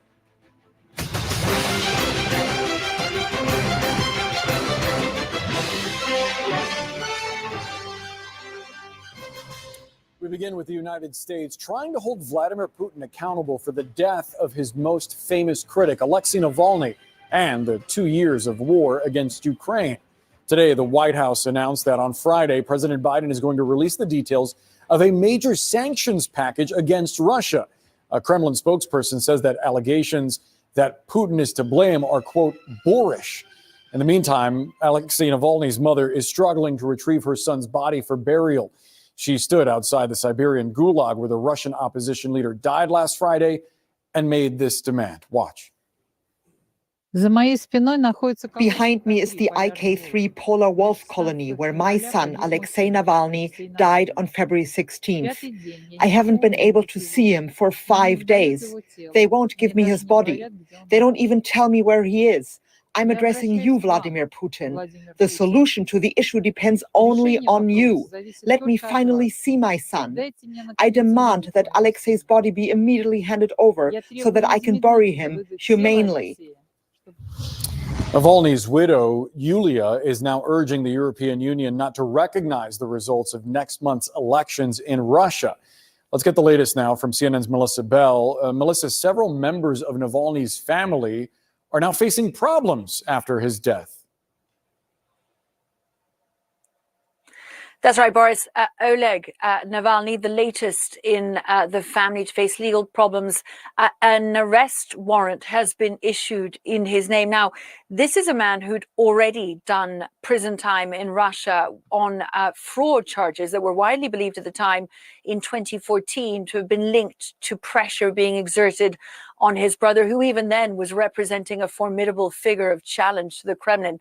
He's now out of the country, but still, that arrest warrant was issued, Boris, just moments after we saw those extraordinary developments of this morning when the mother of Alexei Navalny made that very emotional and courageous plea. I think it's important to remember where she was speaking from when she delivered that video message just outside that polar wolf colony, one of the most brutal in Russia, some 2,000 kilometers away from Moscow in the Arctic Circle, openly calling for the release of her son's body and more information than has been forthcoming from Russian authorities at a time when, over the course of the last 4 days, and ever since the opposition leader's death, we've seen any, however timid attempts there have been to lay flowers to pay tributes to his memory being repressed. Hundreds have been arrested. Flowers have been taken down no sooner had they been put up.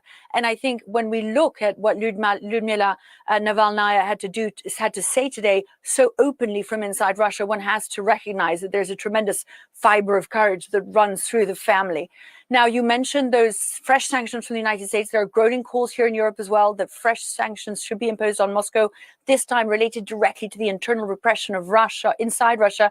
And again, as you say, just a month before elections that are almost guaranteed to see the leader, Vladimir Putin, get the fifth term that he seeks, Boris. Melissa Bell, live from Paris. Thanks so much for the update. Brianna? The question of how to hold Vladimir Putin accountable or not has become a potent dividing line in domestic U.S. politics. And the contrast between the two parties on this issue is becoming more pronounced in the wake of Alexei Navalny's death, as former President Trump refrains from even criticizing Russia while rehashing his attacks on NATO. Let's bring in CNN's Kristen Holmes. Kristen, the party of Reagan, when it comes to Russia, has fully transformed into the party of Trump, it appears. Yeah, there really seems to be an internal battle that's been going on within the Republican Party since 2016, when Donald Trump began running for president. You see that between the group of Republicans who wants the U.S. to have some sort of global presence and those who follow Trump's agenda, his America First, more isolationist agenda. And every day, it appears more and more people start to back Donald Trump's thinking that we shouldn't be giving aid to foreign countries. Instead, we should be focusing solely on America. Again, a policy initiative that critics call more isolationist. Now, we did hear from Liz Cheney, who has been a longtime Trump critic, essentially saying that there was a Putin wing of the Republican Party, she herself a Republican.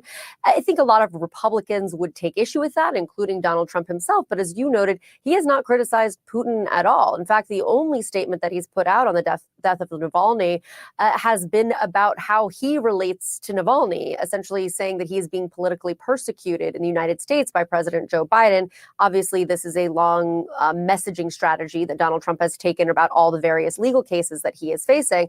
The other part of this is that the quickest way to, and probably easiest way for Republicans to put down the bare minimum against Russia would be to approve the Ukraine foreign aid bill, or at least bring it to the floor, which we know Speaker Johnson has not done and seems unlikely to do. It's something that Donald Trump doesn't want the House passing. And as we have talked about, more and more people daily seem to be falling back in line with Donald Trump and his version of the Republican Party. They certainly do. Kristen Holmes, thank you. Let's go to MJ Lee now at the White House. And MJ, we just heard from President Biden as he was heading out the door to California for a fundraising swing that he's going to be unveiling a major package of sanctions against Russia soon. What can you tell us? Yeah, it's been clear for a while, ever since we got the news of Alexei Navalny's death, that the U.S. Intended to respond in some way. Of course, we are now learning that there is going to be additional sanctions from the U.S. Against Russia. The president saying, and other U.S. officials also echoing, that these sanctions will be unveiled on Friday. It's not clear as of right now exactly what that package of sanctions is going to look like, but we did just hear from Jake Sullivan, the national security advisor, saying that it is going to be a package, and a major package at that, that targets numerous targets. So we are waiting on details on what exactly that will look like. But of course, it's important to note that the Biden administration has taken actions to this end in the past, really ever since Russia's invasion of Ukraine some 2 years ago. So it's unclear whether the administration believes that these sanctions are going to have sort of the intended effect, or has had the enough of an intended effect in sort of having Russia sort of change its conduct. Obviously, the war is continuing on, and there are serious concerns that U.S. officials are voicing right now about the fact that Congress has still not approving the additional U.S. aid that the administration has been pushing for so much. And they say, and we heard the president saying this over the weekend, that there's a real concern that additional towns could fall and that there could be continued detrimental effects on the battlefield for Ukrainian forces if that aid is not approved quickly. Obviously, unclear right now exactly how that can materialize, given that House members are not even in Washington, D.C. right now, Brianna. Yeah, very good to point out there. MJ Lee live for us from the White House. Thank you. Let's discuss this now with our CNN senior political analyst, Gloria Borger. A major Russia sanctions package coming on Friday, Gloria. Does that make it any more difficult for Republicans in Congress to say no to this aid to Ukraine that would counter Russia? No, I don't think so. I think Joe Biden will impose a new sanctions package. And as MJ was saying, they imposed a sanctions package 2 years ago. So it'll be interesting to see what they do. But I think there's a certain wing of the Republican Party in the House that is just stuck in the mud. And they're not going to, in the cement, I should say, and they're not going to move. They're not going to move. And the speaker is also stuck because he wants to save his job. And they could kick him out of his job because they could, you only need one vote to say we want to have a vote on vacating the chair. There is a majority of folks in the House, I believe, who would vote for Ukraine aid if it could come up on the floor. And unfortunately, they're on vacation now for a couple of weeks, homework period, as they call it. And so I don't think anything will change soon. To your point, Congresswoman Marjorie Taylor Greene vowed that if Ukraine aid got to the floor, she would personally lead the effort to oust Speaker Johnson. And further to your point about this wing that's stuck in the concrete or the cement, that's the same wing that Liz Cheney was talking about this weekend in her conversation with Jake Tapper, the Putin wing of the Republican Party, the Ronald Reagan Republican, a thing of the past, it seems. Well, the Ronald Reagan Republican Party is dead and gone. And I looked up today the famous Evil Empire speech that Reagan gave in 1983, in which he called the Soviet Union the focus of evil in the modern world. This is Ronald Reagan talking. That is not the case now. I mean, we see this allegiance in a way to Putin following Donald Trump, who, as we all know, when he finally said something about Navalny, he made it about himself and didn't even mention Putin. So there is a wing of the Republican Party that is isolationist, as Liz Cheney calls it, and I think she's right. And she's calling on them to put their country first. And I think their answer would be, well, take care of the border first. There was a bill to take care of the border first, and they wouldn't let that occur. Are we being generous to say that it's just about, nationalism and isolationism and America first?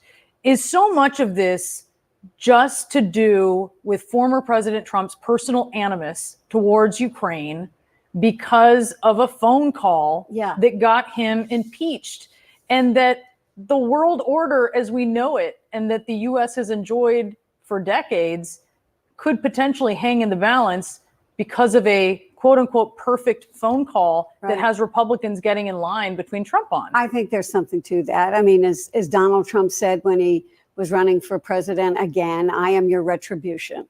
He's his own retribution. And that phone call, the so-called perfect phone call for which he was impeached unsuccessfully, sticks in his craw. He doesn't like Zelensky. He will never like Zelensky. And I think that is a big part of this. I also think that he likes Vladimir Putin. He's always liked Vladimir Putin. He likes strong men. He likes authoritarians. He's called Vladimir Putin very smart. Remember, at the beginning of the Ukraine crisis. So I think, in a way, you're right, Bree, it's a combination of both of those things, which are both very personal to Donald Trump, who says he gets along with these authoritarians, whether it's Putin or Kim Jong-un or whomever. And there are Republicans who will follow him right over the cliff on that. I'm curious to get your perspective on the prism of politics when it comes to attracting voters. How does this Trump affinity for people like Vladimir Putin, and Putin specifically, how does that sit with folks that are ultimately going to decide the next president? It depends what party you're in. I mean, 74% of one recent poll, 74% of people in this country support the war in Ukraine and the U.S. efforts to help the Ukrainians. But when you break it down by party, it's overwhelmingly Democratic and not Republican. So I think you have to say that the Republican Party is now the party of Donald Trump. That is what it is. And what Donald Trump wants, Donald Trump gets. And I think there's no way around it. There are a group of Republicans fighting this, particularly we see in the United States Senate, who believe that not to give aid to Ukraine is the equivalent of appeasement. And they're fighting it, but Donald Trump has his thumb on the scale and it weighs very heavily. And at this point, it's hard to see what Mike Johnson can do about it unless he does put this bill on the floor and endangers his own security as Speaker. Yikes. Yeah, yikes is right. Gloria Borger, appreciate the analysis. Thanks so much. Thanks. Still plenty more news to come this afternoon. Lawyers for WikiLeaks founder Julian Assange are making a last-ditch attempt to stop his extradition to the United States, where he's wanted by authorities on 18 criminal counts, the latest on that effort. Plus, an American woman is missing in Spain. Could the last messages sent from her phone reveal where she is or what may have happened to her? And later, millions of pieces of space junk are circling the planet. There's a new program, though, that aims to clean up the mess. All this and much more still to come on CNN News Central.